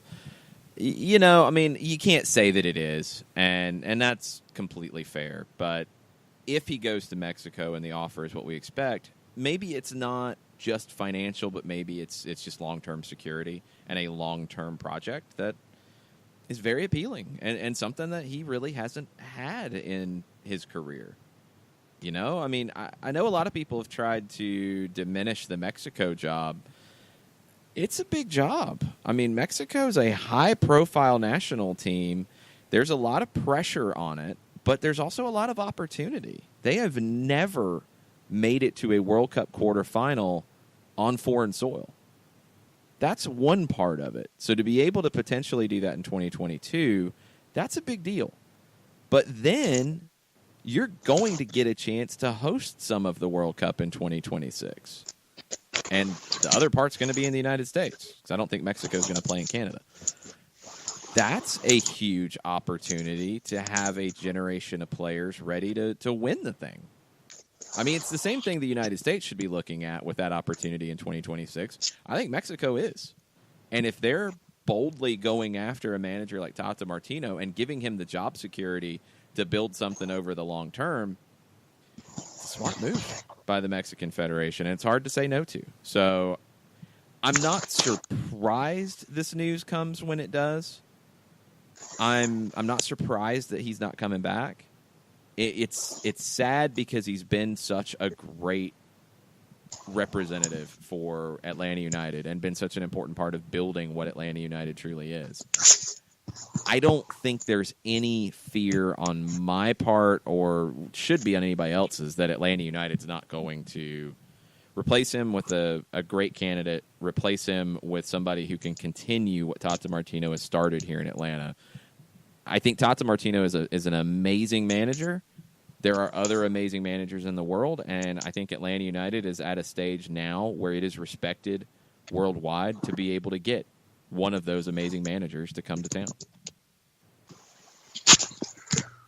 Also on the board, Andrew Baker thinks that it must have they must have had this ready to go for a while now, because one, they waited as long as they could before the end of the season to do it, and he also believes the front office may already have a replacement lined up, and we're tying that up before the announcement was made.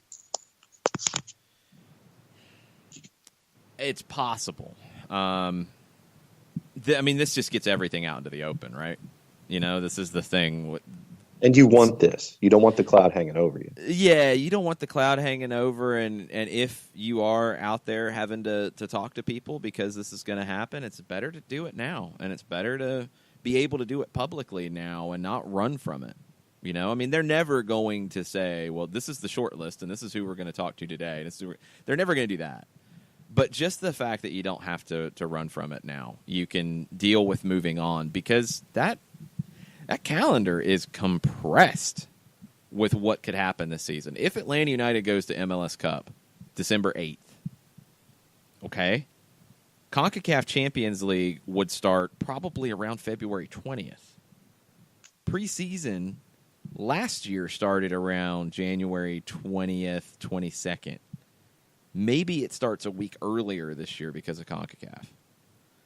You're talking 6 weeks if you go to MLS Cup, and then you're back on the training ground. And you have a transfer window to deal with starting January 1st with a lot of stuff going on in it. Just to be able to get moving now is big. So it makes a lot of sense. It makes a lot of sense. If this is the way it's going to go down, it makes a lot of sense for it to come out now.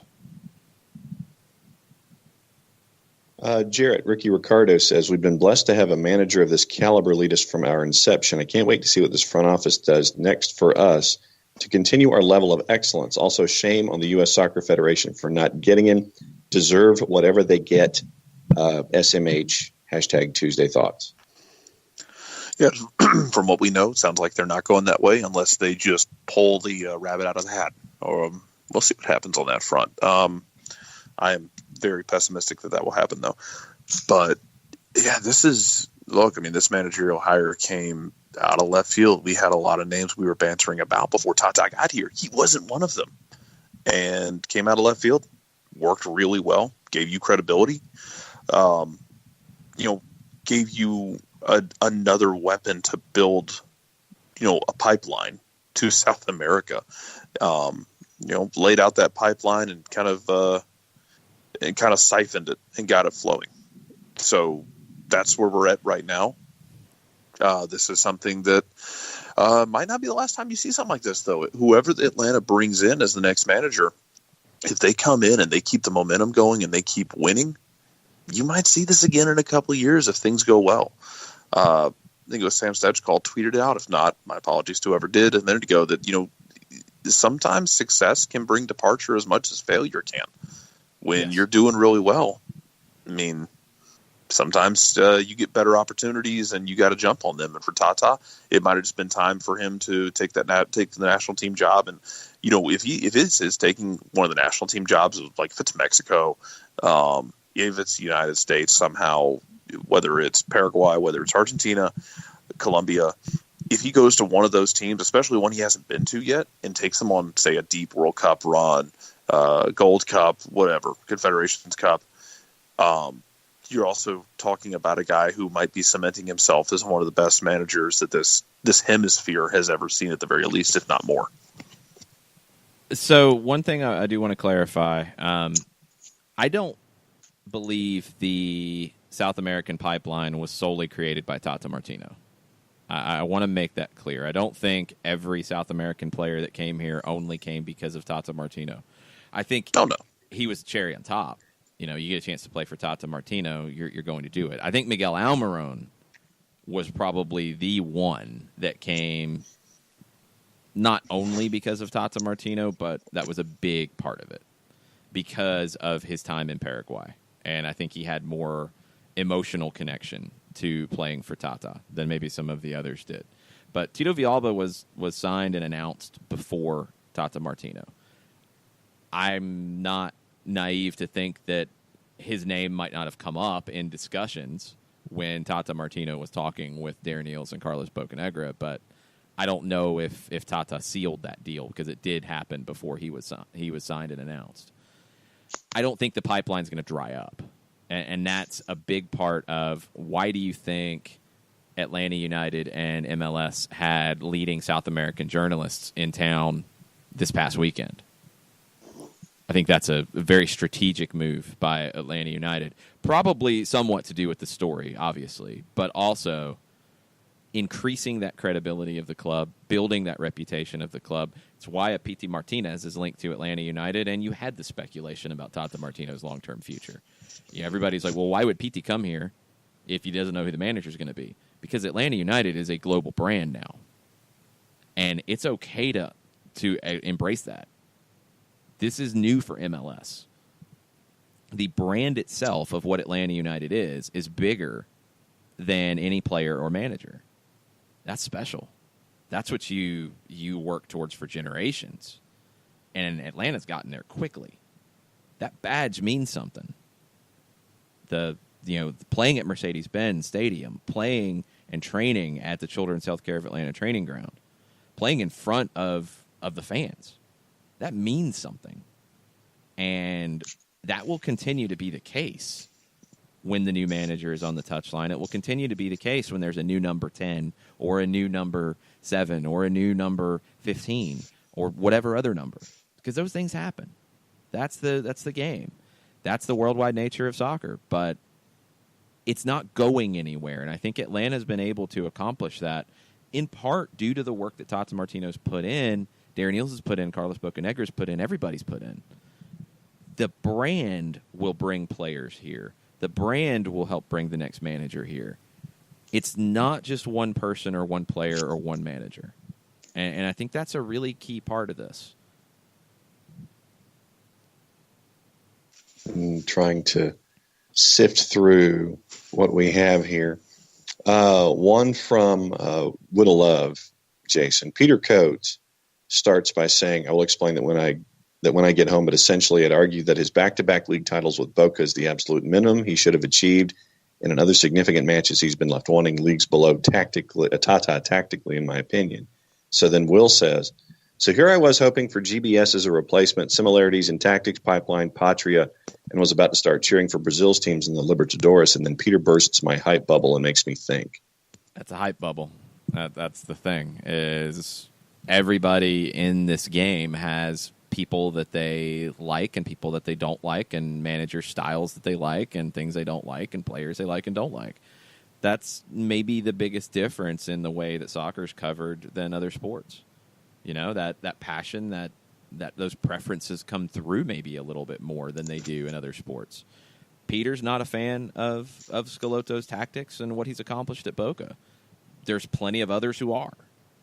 So, you know, I have a lot of respect for Peter Coates. He's one of the leading people for coverage out of Argentina that I follow. Doesn't mean he's 100% correct here. You know, tactically they are different. And I think the Copa Libertadores matches this week have increased in significance a little bit, and maybe the viewership in Atlanta will be a little higher than it might have been. But they're not exactly the same tactically. Nobody is.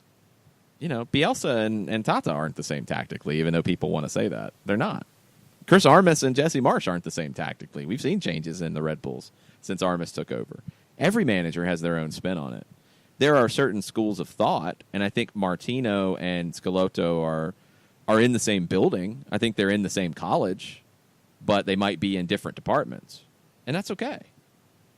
Is that good or bad for what you have here? Is that good or bad for what Schelotto would want to bring here? We'll have to see if he's the choice. It's not a huge tactical departure if he is the guy. And he has accomplished and won trophies at Boca Juniors. But the big one is now in play for them, the Copa Libertadores. That's what he has not won yet. He has 2 league titles. If he wins the Libertadores, is it going to be harder to get him? There's a lot of questions. I mean, that's the nature of it. We can go through every manager that is a possibility here and pull out positives and pull out negatives. We can play the pro-con game all day. There's nobody that will be 100% in the pro category. It's just not possible. There's a lot of guys out there that are very intriguing targets for Atlanta United. And this whole discussion and this next chase is going to be very fascinating, and we'll see how long it lasts, because it will be a big part of what makes Atlanta United going forward. But I don't think the next manager will truly define what Atlanta United is going forward. I think that's already there to a degree. I think the philosophy of playing fast, playing fluid, playing attacking soccer that has been talked about from day one, I think that will continue. You will not see a Jose Mourinho defensive style in Atlanta. I don't think that's going to happen as long as Darren Eales is in charge, as long as Carlos Bocanegra is around, as long as that brain trust is around. And even after that, I don't think it's going to happen. I think Atlanta will always be an entertaining team to watch. And the managers are going to have to fit into that philosophy. That's not a very restrictive philosophy. That's not a very rigid philosophy. Red Bulls is a very rigid philosophy in what they do as a club and how they develop talent. Atlanta, not so much. Atlanta's about developing soccer players who can play in a wide variety of styles and in a wide variety of ways, but always fast, always fluid, always attack-minded, always here to entertain. That's Atlanta United. And that's going to continue. And the manager will have to fit into that. I think that takes us up to a break. We're going to take it now. Yep. We have more in the regulation time version in our final segment, and then there will be stoppage time, obviously, because there are lots of thoughts and lots of things out there. So we're going to take a break, reset. We'll be back to close things out on the other side. Stay with us. Sweet strawberry icing. You're in Goodwill, and just past that vintage denim jacket you spot miniature donut earrings. You lean in. Ah, that's the scent of shopping success. Because at Goodwill, every item you buy funds local job training and more. So bring home those donut earrings and bring home so much good to your community. Goodwill. Bring good home. Brought to you by Goodwill and the Ad Council. Soccer Down Here is sponsored by Appolinsky & Associates, LLC, personal injury lawyers with over 30 years of experience. Call Steve Appolinsky at 518-350-4231 or email him at steve@aa-legal.com if you need help with a wrongful death or serious injury matter.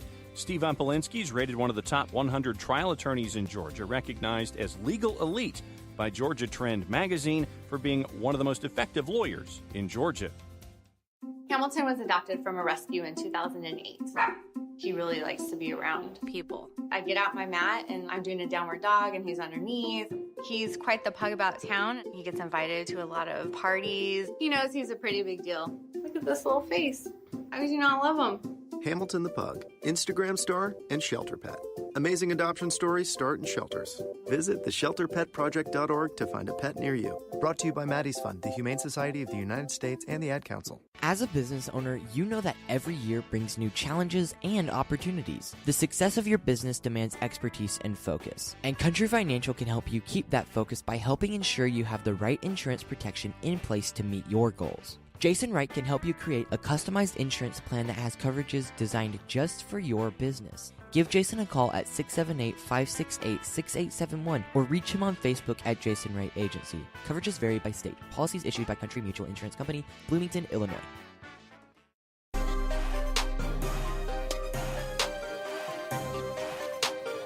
Welcome back. Final segment. Soccer Down here. October 23rd, Tuesday thoughts, and man, those thoughts took a turn at about 9:45. Atlanta United announced that Tata Martino will not be continuing as manager of the club after the 2018 season. He declined an offer to continue. That was part of his contract initially. He had a 2-year deal, option to continue. He declined that. He will be leaving the club at the end of 2018. We have Soccer Over There host Nick Alifi on the line. He wanted to chime in with his thoughts on Tata Martino. I think he had a bit of a personal connection here he wanted to share. Yeah, guys, thanks for bringing me on. And this is something, while it may have been somewhat expected, at the same time is still going to be a gut punch for a lot of us who love the team and follow the team. But I have to go back to Tata the man. We can talk all day about what he's done from a tactical standpoint and how he helped build the team. But I just go back to when there was an academy playoff game at the training facility and a storm came in. And quickly I take my son and we go into what's now, I think, the SunTrust Pavilion. And very quickly we realized that we might be in an area where we're not exactly supposed to be. And I look down at my phone, I look back up, and there's Tata Martino. And, oh, my son has now wandered and is now standing right in front of Tata Martino, along with some friends of ours. I automatically panic until I see Tata's face. He's smiling ear to ear.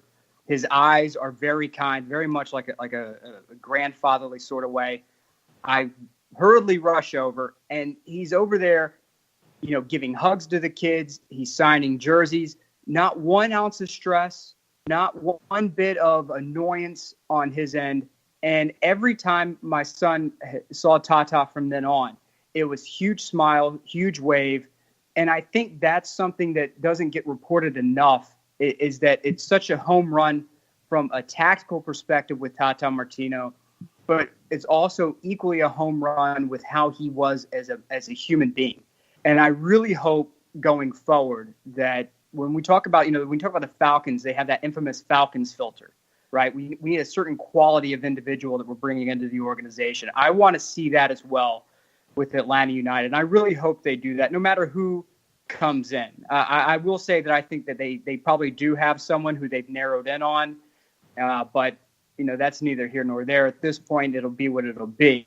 But when it's all said and done, I want to say thank you very much to Tata Martino for how generous and kind he was with the fans when he had a moment with them. I haven't heard one bad thing about it. So salute to Tata Martino, even if he does go to the Mexican national team. If it is something where the U.S. men's national team had a shot and didn't take it, then I think that's equally a black eye, a lack of statement of intent on their end. And I wish Tata the best going forward. Nick, thank you. Appreciate it. Thanks for chiming in on short notice. It's been one of those days. All right. Appreciate it, guys. Thank you.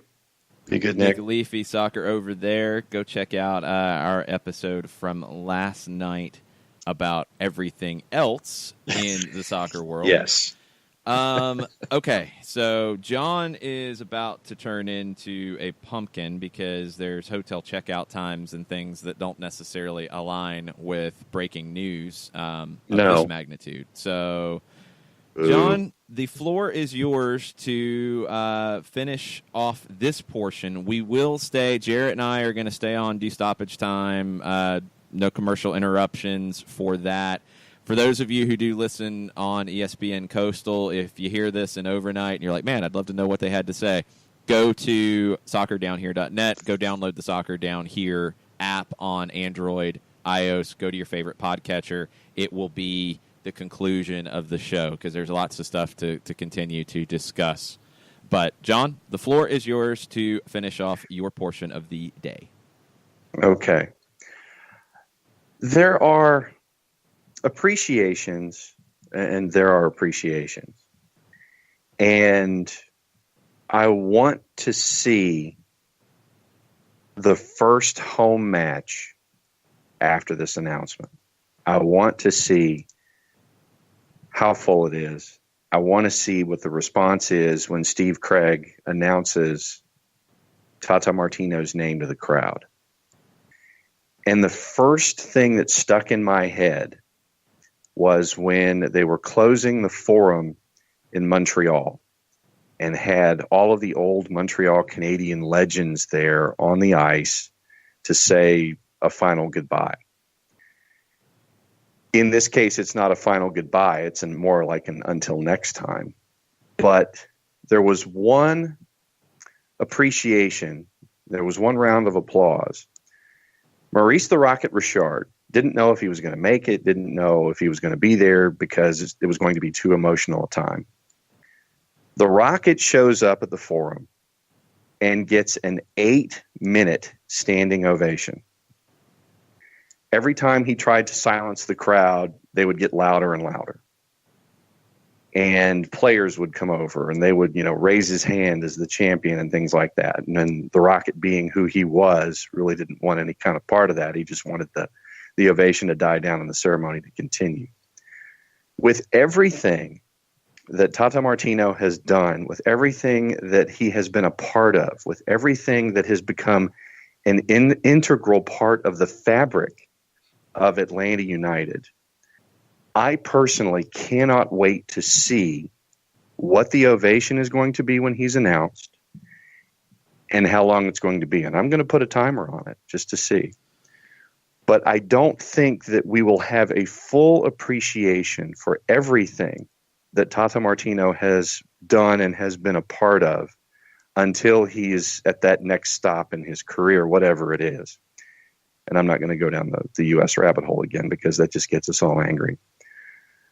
But I think that once the season is over, whatever that end result is, I think if we all take a step back and look at what he's been able to accomplish and what he's been a part of, one of our listeners this morning thought that there should be a Tata statue outside of MBS. It's that kind of an appreciation that I think we all should have for what he's done, not just on the pitch, but in the room and in the community, as Nick brought forward. Today is a big day. It's one of the seminal moments of this franchise. It's a seminal moment for MLS. But now, with this being put out there, where do we go from here? That's the question that we're all looking forward to seeing what the answer is. And now we have a task at hand. If you're on the pitch for Atlanta United, you know what your task at hand is now. All the fans are pretty much going to throw themselves into this. Let's get hardware for the guy as he's heading out the door. And I think that adds that little extra bit of oomph as you head toward Toronto this week and head toward the playoffs after that. So yeah, to get that moment, I think you have to win the whole thing because otherwise that moment is likely coming in a second leg playoff defeat. And that's not how you want to send Tata Martino out. You want to send him out lifting the trophy at Mercedes-Benz Stadium on December 8th. And that's the goal now. That's the goal, so he gets that moment. Because 2 years, I don't know if you get a trophy, or I don't know if you get a statue. Hopefully you get a trophy, and hopefully you get that special moment. Because if there's anybody who deserves it, it's Tata Martino. So now the team and Tata and his coaching staff have to get there and have to get it done. So he's able to be sent off in the proper way. Amen, brother. All right, John, thanks for the just craziness this morning because that's what it's Yes. been. Jarrett, let's get into some stoppage time because we've got lots of different stuff to dig into here. I want to try to get to everybody's tweets who are listening and have contributed because that's what we do around here. So if we go a little long today, a little longer than normal, that's kind of how it's going to be. If we do miss any, please continue tweeting at us. We will be on the Twitters the rest of the day talking about it and continuing to share everything. Okay. Let's get started here. Let me go all the way back to see where we left off. Question, and I don't know the answer to this, from Josh Eisenberg. Does Guillermo Barros Schelotto speak English? I'm not 100%, but I think he does. I seem to remember interviews in Columbus with Guillermo speaking English, but I'm not sure. Honestly, I don't think it matters. I honestly don't think it matters anymore. I believe it was Charlie Boehm who had a great tweet last week as he was in Dallas watching Oscar Pereja lead a session for FC Dallas, bilingual session in English. And Pereja is perfectly bilingual, but Spanish, when it got a little detailed, assistants helped translate, everything worked. Here in Atlanta, same thing. I don't think it matters about the language. And that was something, Jarrett, that I honestly didn't know if that would be the case. I didn't know how that would work on the team side. I had a really good understanding that it wouldn't be an issue because I've seen bilingual teams before and I've seen this play out. I didn't know if the fans would react the same way to Joseph Martinez and Miguel Almiron and Tito Villalba and Tata Martino because they don't speak English. They don't give English language press conferences. Hasn't made one bit of difference in this town. It's been amazing to see. Yeah, it has been fantastic, and you're right. Hasn't mattered. Doesn't matter. I mean, I don't think it would matter now. The pettiness of tweets directed at U.S. Soccer about all this are amazing, and I hope they keep coming about the English language thing. If that was a disqualifier, then I accept all pettiness, and I hope to see more of it. But I don't think it really matters. You've got translations. You've got a coaching staff and players who speak not just 2 languages, sometimes 3, 4, maybe more languages. It's not that big of a deal, especially in 2018. Okay, we have some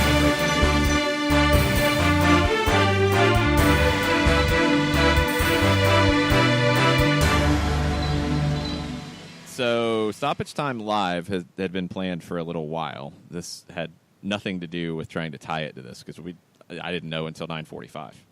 To be perfectly honest, I had no idea. Tonight at Fido Irish Pub in Buckhead, Darren Eales will be with us on Stoppage Time Live, and we'll be talking about the big news of the day. So business has definitely picked up for Stoppage Time Live tonight. It would be great if you can be there. There will be giveaways for you. There will be stuff that is special just for the live audience at Fido. You can watch on the stream as well, facebook.com/929thegame. Really big for Darren to be there for this. He will also be on Dukes and Bell this afternoon on 929 The Game, 4:20 on air. So you can hear thoughts then. You can see Darren in person at Fido on tonight, starting at 7 o'clock. Thanks to Atlanta United for making that happen. That's a pretty big deal. Okay, back to the Twitter timeline. Sherbs, if U.S. Soccer has not even talked to Tata, then that is a massive failure in a time when they need to show due diligence. Atlanta United will now rely on the club's own stature to recruit players. No matter who we get, he will not have the aura of Tata. I don't know about that. I don't know that last part. I don't know if there was anybody else who could have been the difference in the Miguel Almiron signing. I will completely agree with that. I think that was a special combination of people and places and stuff and history to make that one work. The others, I don't think it was the same way. I honestly don't. And I think the Pity Martinez conversation and others, I mean, Atlanta United's linked to players on an hourly basis. I don't think it is quite as big of a deal as people think.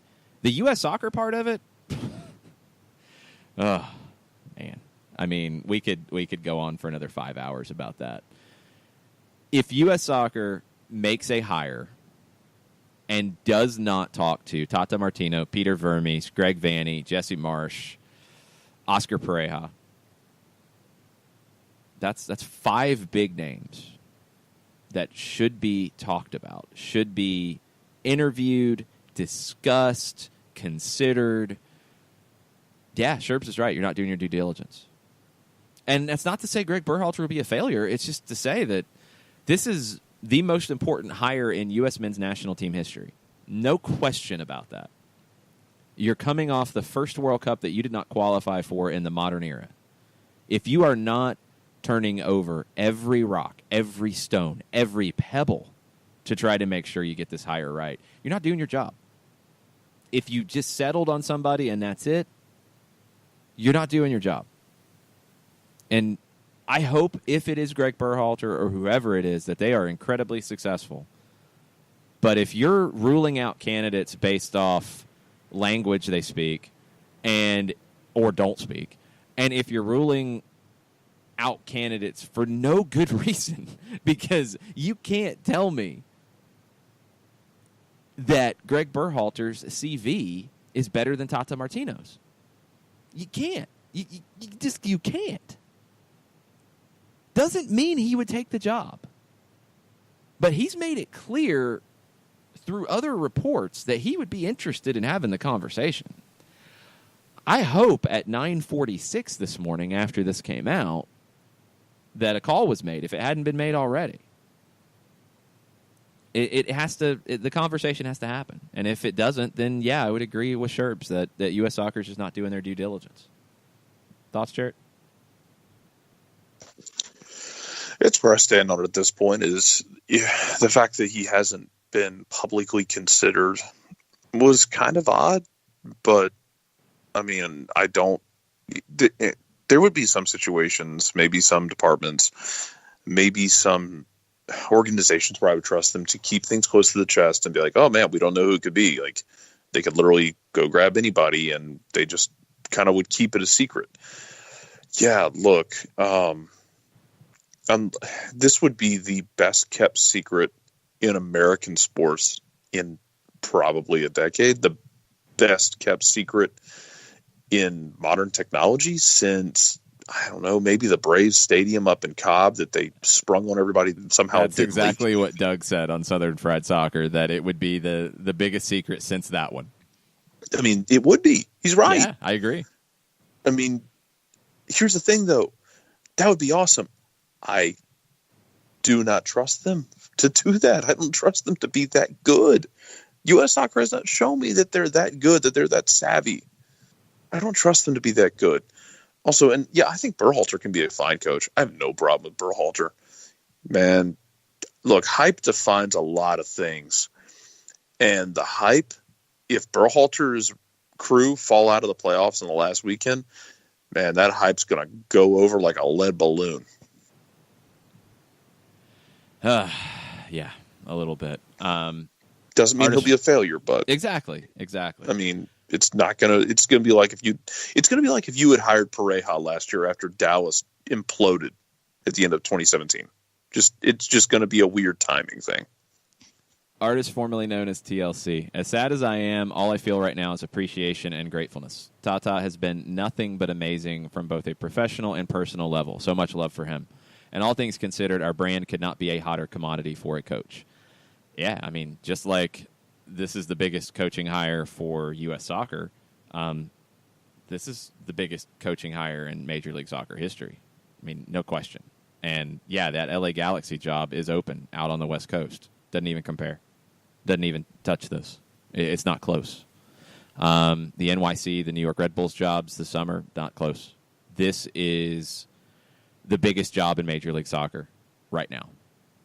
And it's a huge hire. It's a huge opportunity to bring something maybe a little different. Not to say that it's been bad with Tata in any way. I mean, obviously not.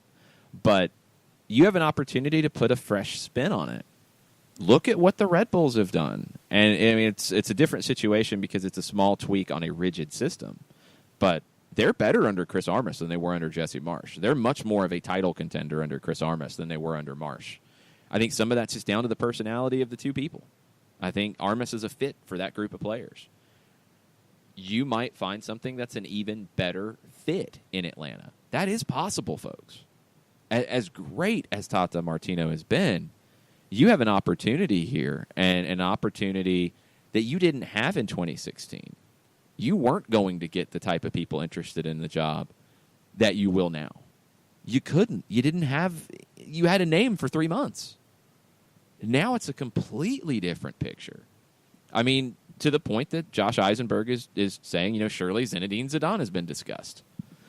Yeah, the guy who just won the last – has won 3 Champions League trophies. I mean, Zinedine Zidane, as a player, as a manager, he's been really successful. He walked away from Real Madrid because it was just too crazy. That's the type of names that are going to be talked about. Doesn't mean they get hired, but those are the types of names that are going to get talked about. It's a fascinating discussion as to what's about to happen next here in Atlanta on the touchline. I'm going to be very interested to see what direction they go because, it could go South America. It doesn't have to be the case. It could go a lot of directions. It doesn't have to be a world famous, name like a Zidane. It could be something smaller. It could just be a good fit. There's a lot that this tree branches off on a lot of different limbs, and we don't know which one they'll go down. But and you talked about it earlier. I feel confident, though, that they're still going to play that fun style. This team's not going to turn into 2015 Colorado Rapids. Don't worry about that. That won't happen. That's not happening. That's not happening at all. Update from our friend Gustavo. Guillermo Barros-Schelotto speaks English well. Vocabulary, will build, but he speaks it well. So that would be a little bit different if he is the guy.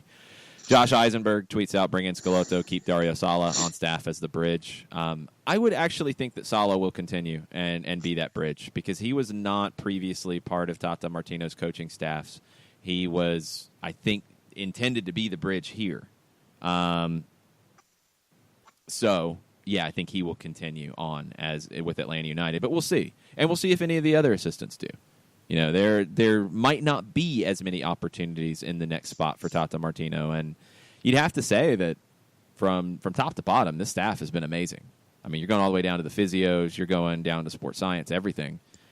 I would be surprised to see everyone go with Tata Martino. I don't think that'll happen.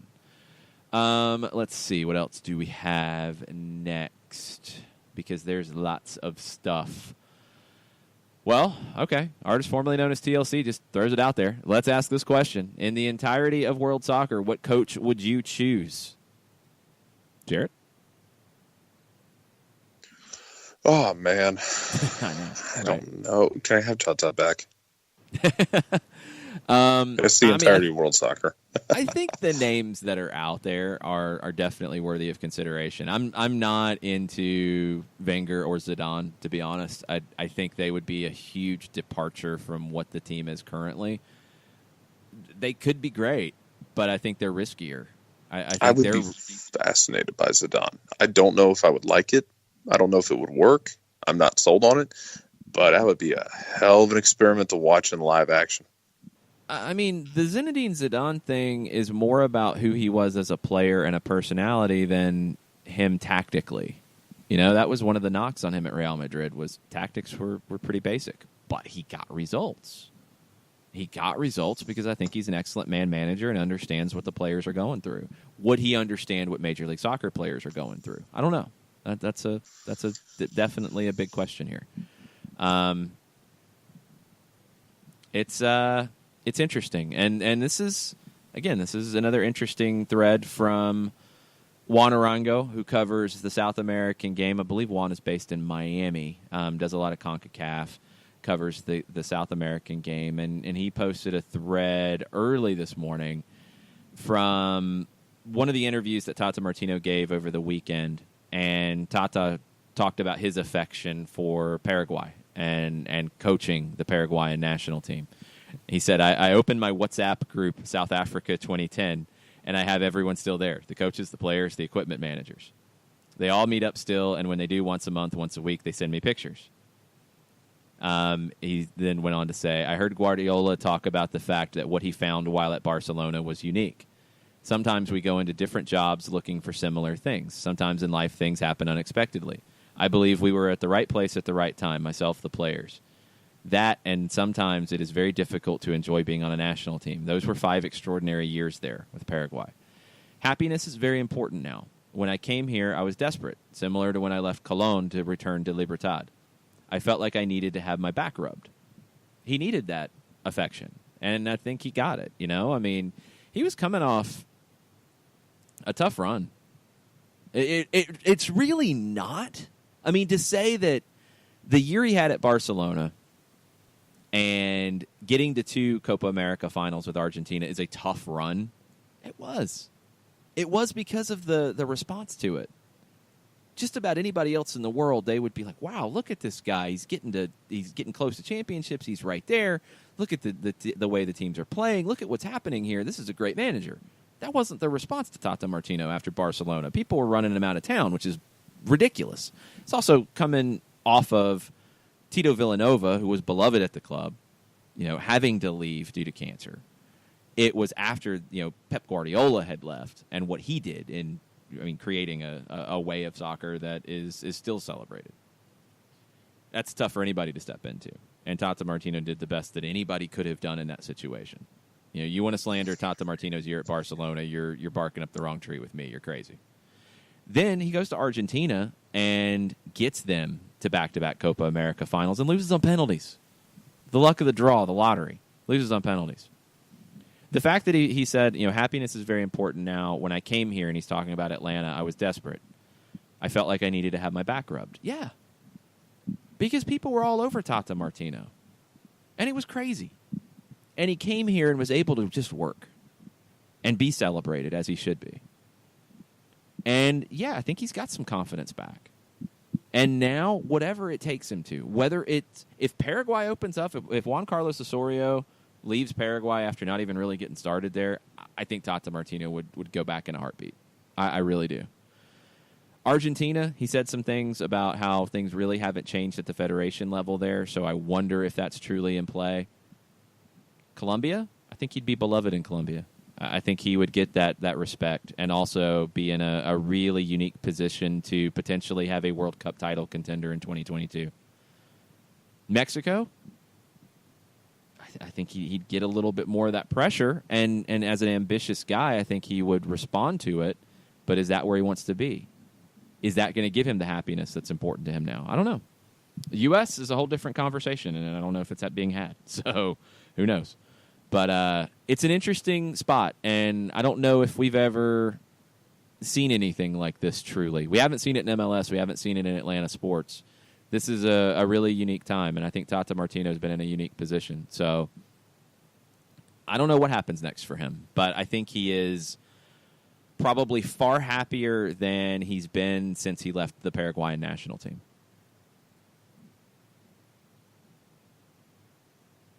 Looking for another name with MLS experience, if you're looking for one. I know if he hadn't just got a job, Henry would have been a really interesting name. It's another unknown, though. That's the thing, and that's where I think Atlanta United's past that. You don't have to go get a Thierry Henry or Zinedine Zidane because they were great players. Henry, who knows what he is as a manager? We don't know. I don't think you have to take that. NYC had to take that type of deal when they brought on Patrick Vieira. Atlanta doesn't have to take that now. I think Atlanta could go hire anybody in the world. I really, truly do. I think there are things about Atlanta United that would be appealing to any manager in the world today. I don't think they have to take a guy in his first managerial job. Zidane's different. Zidane's one thing, obviously. Zidane, I kind of think if he comes to MLS, he's going to go to Miami. Yeah, that'd work. You talked about it. So one of the names you mentioned earlier in the list of names was Herrera. That was from Doug's off the top of his Doug's head, list. Just names that are out there. So Herrera's interesting. Very. I would be fascinated with Herrera at the Galaxy. in Los Angeles. Oh, wow. Man, that would be, because if that worked, that would be gangbusters if that goes off. That would be something. I mean, Herrera in the United States would be something. Yes. That would be quite interesting. I mean, Piojo's a legend, and he's been an incredibly successful manager, and he is a fun personality.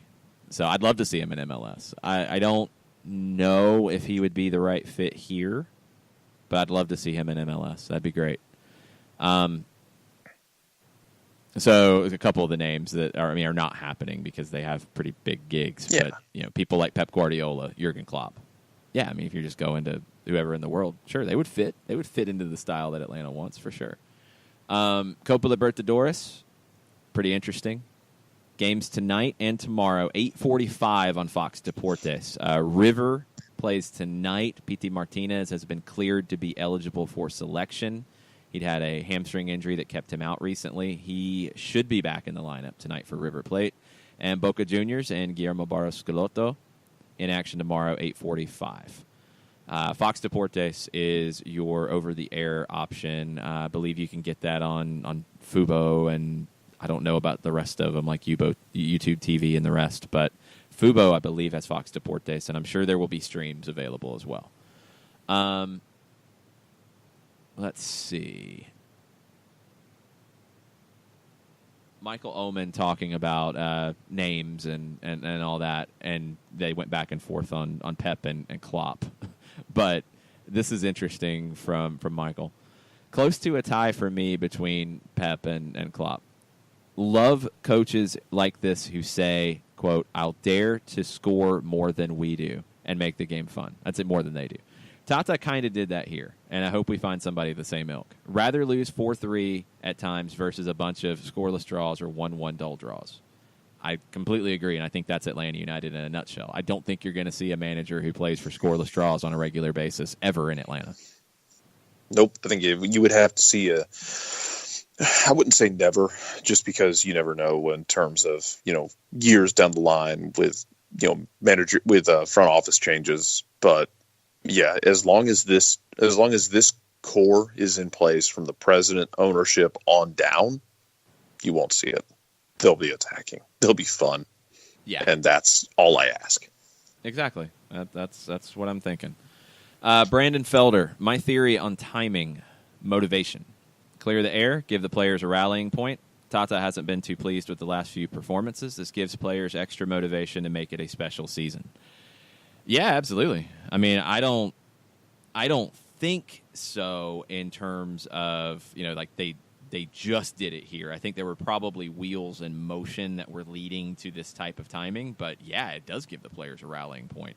Do you think any player in this team, I mean, you've seen it firsthand, the affection they have for Tata Martino. Do you think any player in this team wants to send him out without a trophy? It would be a storybook. I mean, it would look, everything narrative wise, if you're going to go off the narrative, it'd be lined up really nicely because you'd be looking at a situation where you would finish off one of the best 2-year runs this league has ever seen, the best 2-year start to a franchise ever, and send him out with a trophy. Be a good way to go about things. Yeah. Also, a really fascinating season in the sense that no one's been able to stay healthy, and they're still on pace to possibly get 72 points and multiple trophies. It's just dumb. This season is so weird, and crazy. It can still get better. Yeah, absolutely.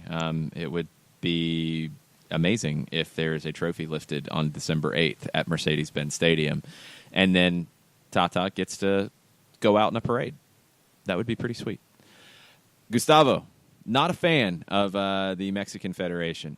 He says, I hate them. They're increasing foreign debt to pay Tata's wages. U.S. men's national team's turtle is resting now. I expect Atlanta United's front office finds another way and don't get too anxious to get our new coach. It's the price to be paid if you make a revolution in soccer. Absolutely. We've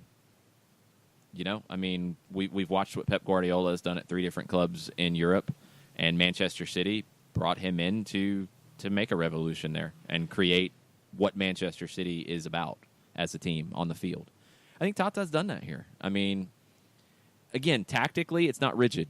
Philosophy, though, I think Tata Martino was able to take the philosophy that Darren Eales, Carlos Bocanegra wanted to see on the field. I think Arthur Blank wanted to see on the field from a, just an attack-minded, exciting, entertaining team. That's what he wanted to see in his MLS team. He's gotten that. I think Tata Martino was able to expand upon all of that and put it to what we've seen on the field with Atlanta United. I think the next manager will put their spin on that revolution and on that revolution in Major League Soccer and American soccer, but it will be in the same philosophy. I really, truly do think that. Jacob Austin is yelling at me. I think this would qualify as yelling at me, and I don't know what I did. He says, most shocking thing I've heard this morning is Longshoe pronouncing iOS as one word and not iOS. I thought that I said iOS. I don't know the difference. How do you say iOS? It, iOS. Okay, he didn't put the dash between iOS. I thought it was iOS. I don't know. Okay, it's iOS. You can see that I'm an Apple guy.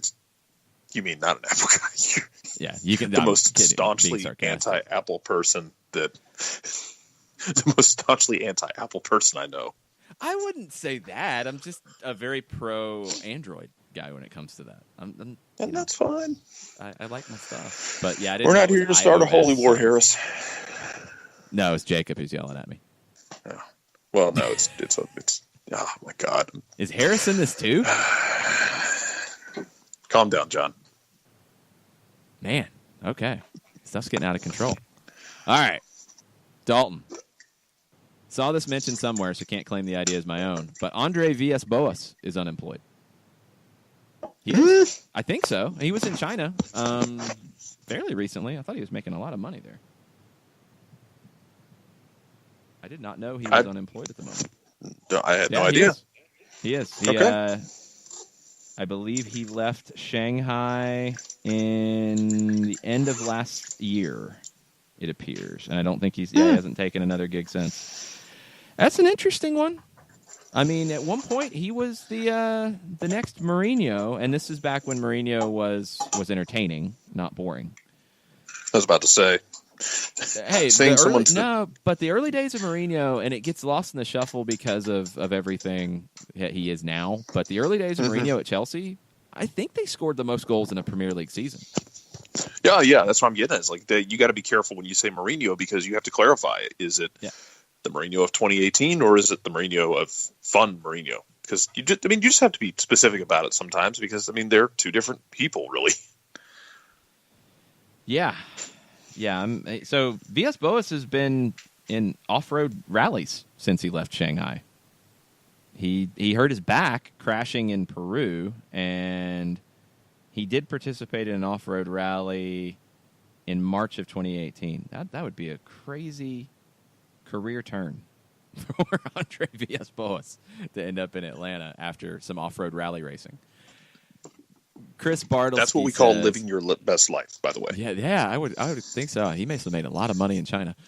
Chris Bartlesky says, what about Guillermo Barros Schelotto or Wenger for U.S. men's national team? What about Philippe Cocu for Atlanta United?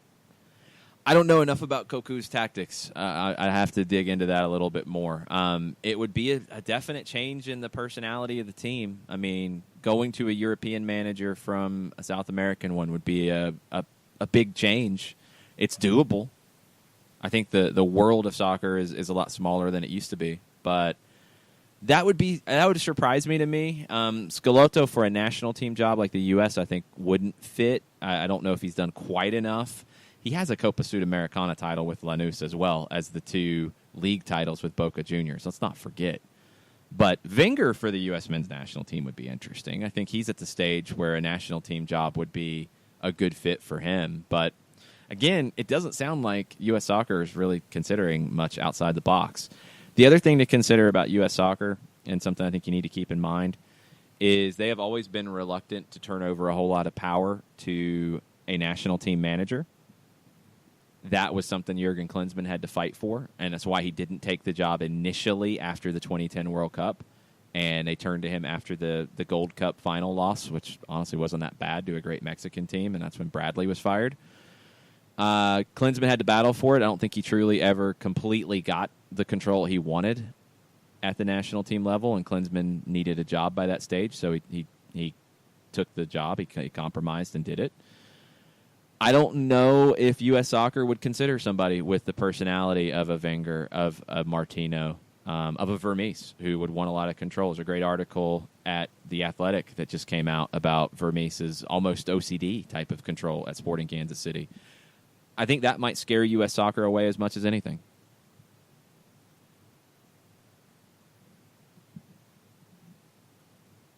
I mean, yeah, but sometimes you got to make a decision, I think, and that's part of it. Sometimes you're going to have to make that decision as a federation of, is it worth it? Because are you going to miss out on the right hire for the wrong reasons? Yeah, you can't at this point, because this is the biggest hire in U.S. soccer history.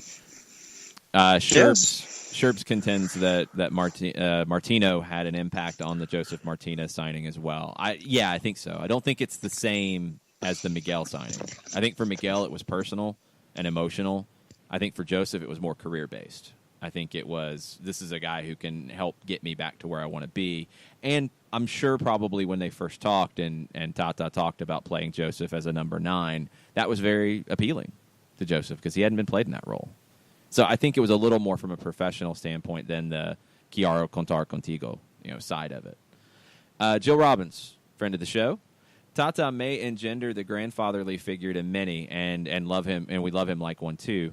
But make no mistake, he is a shrewd strategist and tactician. If/when he takes the Mexico gig, I am not looking forward to the U.S. men's national team match with them. #karma. #spanking. Yeah. If that's what happens, your biggest rival in the region just got a whole lot better. Because I think Tata Martino, as a strategist and tactician, blows Juan Carlos Osorio out of the water. And Osorio's good. That's not even to say that Osorio's a bad option. Osorio's not bad. It's that Martino is that good. One of the things I think Martino did really well, because he brought up Joseph, is you can see it in some of the articles where Joseph has done his few interviews. Martino handles his players very well, and he seems very flexible at doing it. You're going to need that. And look, that's part of managing. That's part of managing any sport. It's especially true in soccer, though. You have to have the right touch with different players. Guys respond differently to different things. Sometimes it's the stick, sometimes it's the carrot. And Joseph was a really unique case, I think, in how he has to be dealt with, just with how he's a striker. Strikers are weird sometimes. And I think Tata handled him very well, and I think he'll ask that of the next guy to come in and say, hey, look, there are personalities here. Here's what we have. How do you deal with A, B, and C? Yeah, and that's going to be part of, I think, that selection process. I think it truly will. Five Stripe Daily. Arsene Wenger is my perfect choice, though after being linked with PSG, I highly doubt we get him. His commitment to developing young attacking players, passing in the beautiful game, and his incredible experience put him at the top. I'd agree with all that. I think he kind of lost his fastball a little bit towards the end of his run with Arsenal, though.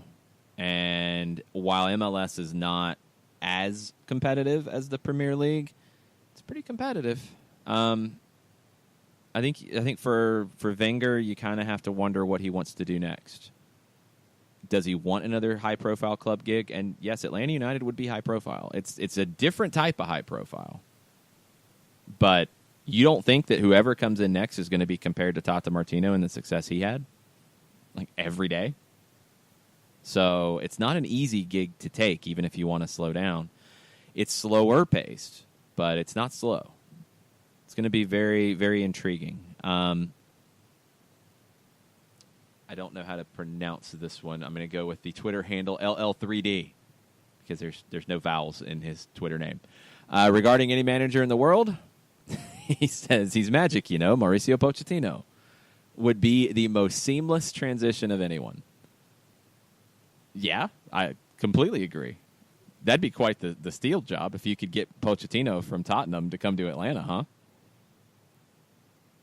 I mean, if we get to pick other people as well and I get to have fun with this, Bielsa's still out there as well. Yeah, and man, you want to go all in? You want to get real weird?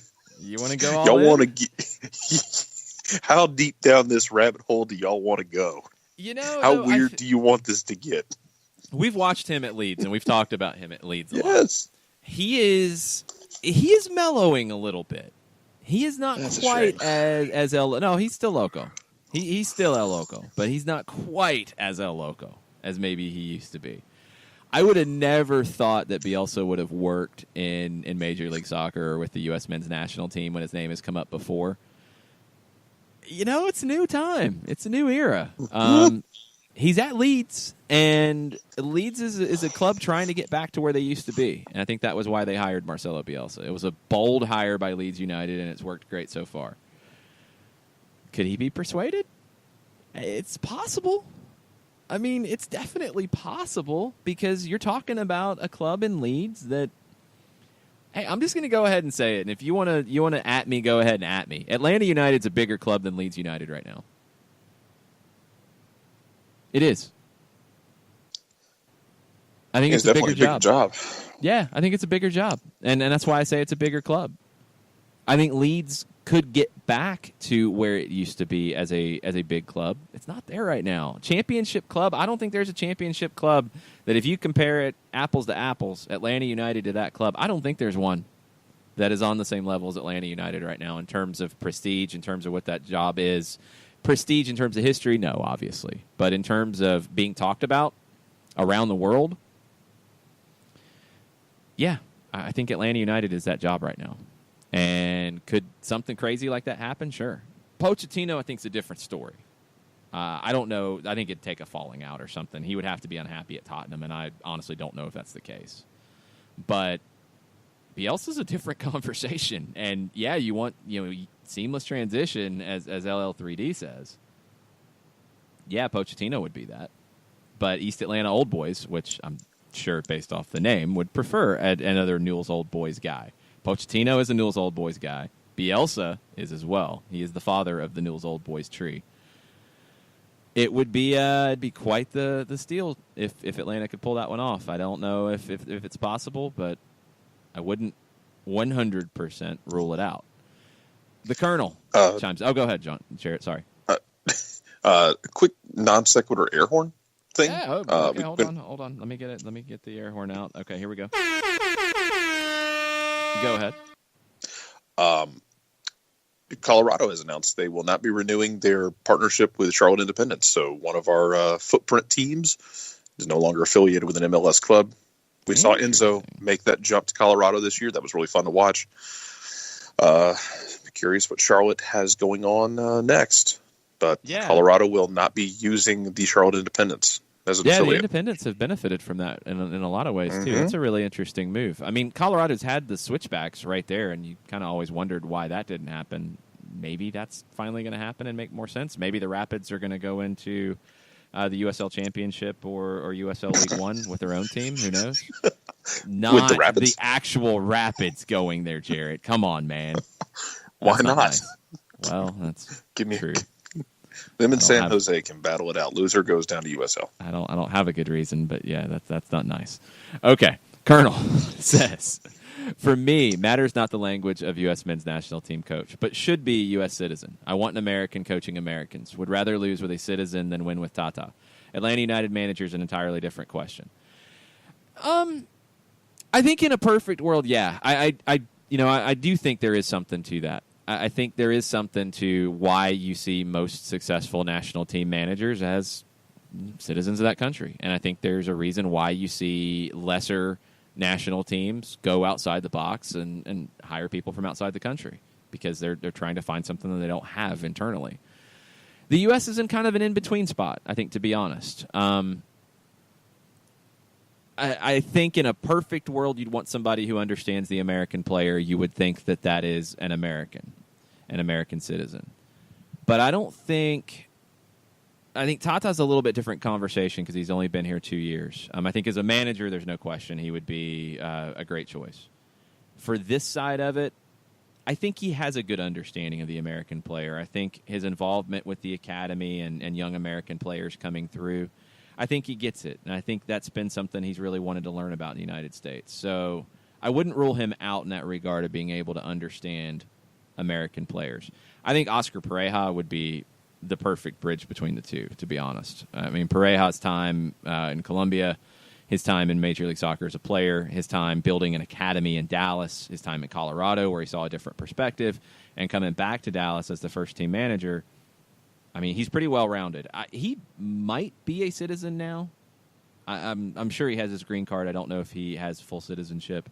But Oscar Pareja, I think, would be the best of both worlds if that was a big part of it. But I think it's more not so much like citizen, not citizen. I think it's understanding the American player. And I think Tata Martino would be able to do that. I think he'd be okay with that. What do you think about that topic, Jarrett, about who the manager should be? Just win, baby. Just win. I don't care. I don't care where you're from. You can speak Sanskrit for all I care. Just win. I mean, I get the appeal. And if it would be awesome to see, American-led national team do great things, but just win. That's all I ask.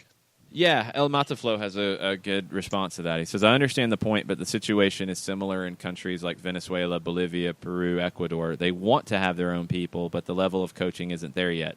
I think the U.S. is almost there, but I want to see more from domestic coaches first. I think we are in a kind of an in-between setup right now with the U.S. I think Tata Martino would be great for the program.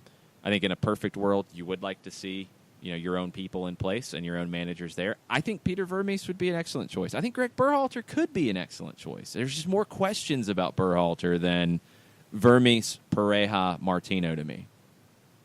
Those are the three that I think there are less questions about them taking that job than Greg Berhalter. And Berhalter might be the best of the four. He might turn out to be the best of the four. I just don't know if that's as sure of a thing. I really don't. The citizenship thing doesn't really matter to me. It's more of the understanding. I think if you brought somebody in completely from the outside, it wouldn't work. Like Sven-Goran Eriksson when he went to Mexico. It doesn't work because he doesn't understand the culture.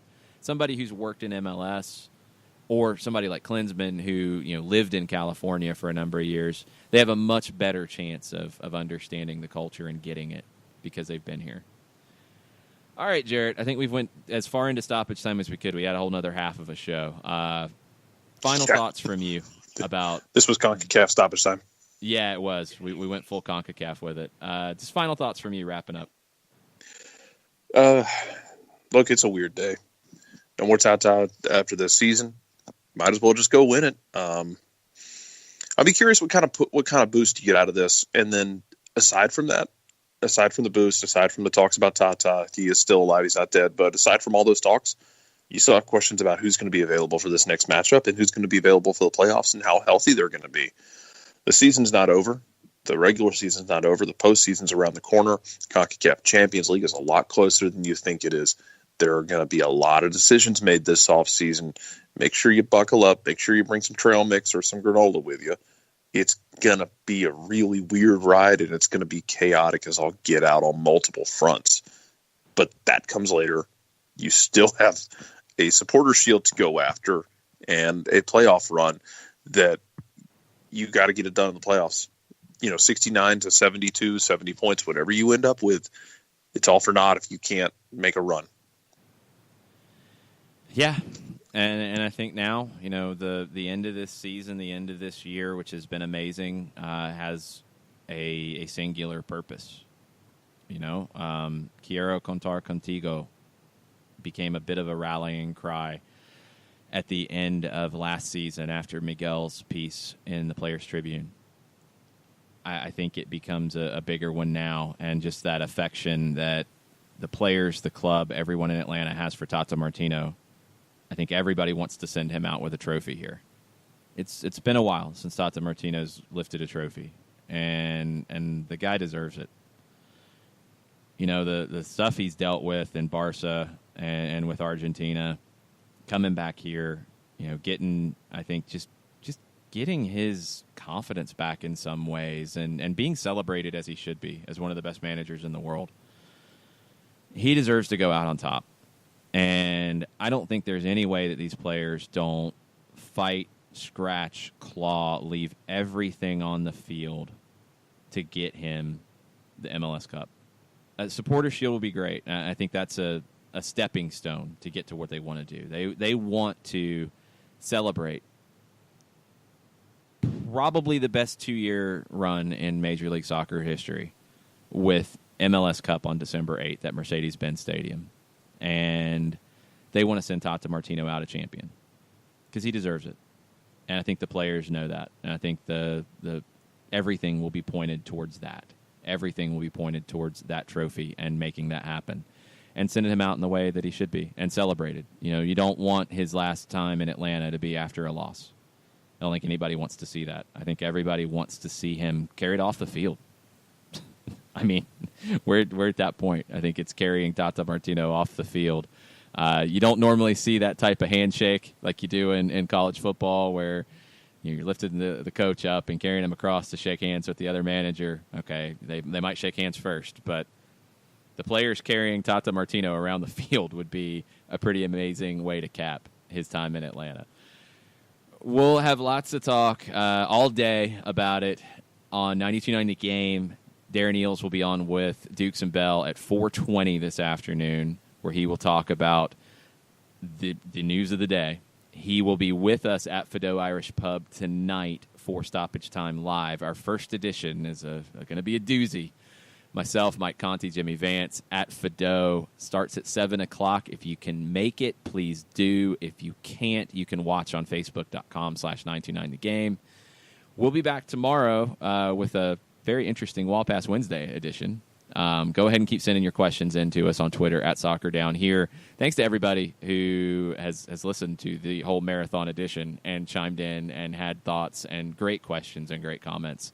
This is why we do this. It's a lot of fun to be able to be with you guys on a day like this, where it's good to talk about what's happened, good to talk about what the plan is going forward, and the speculation of what's next for Atlanta United. We will get more into it tomorrow, 9 a.m. on soccerdownhere.net and on the Soccer Down Here app on the Android and iOS editions of the app. Mucha plata, y'all. Mucha plata, y'all.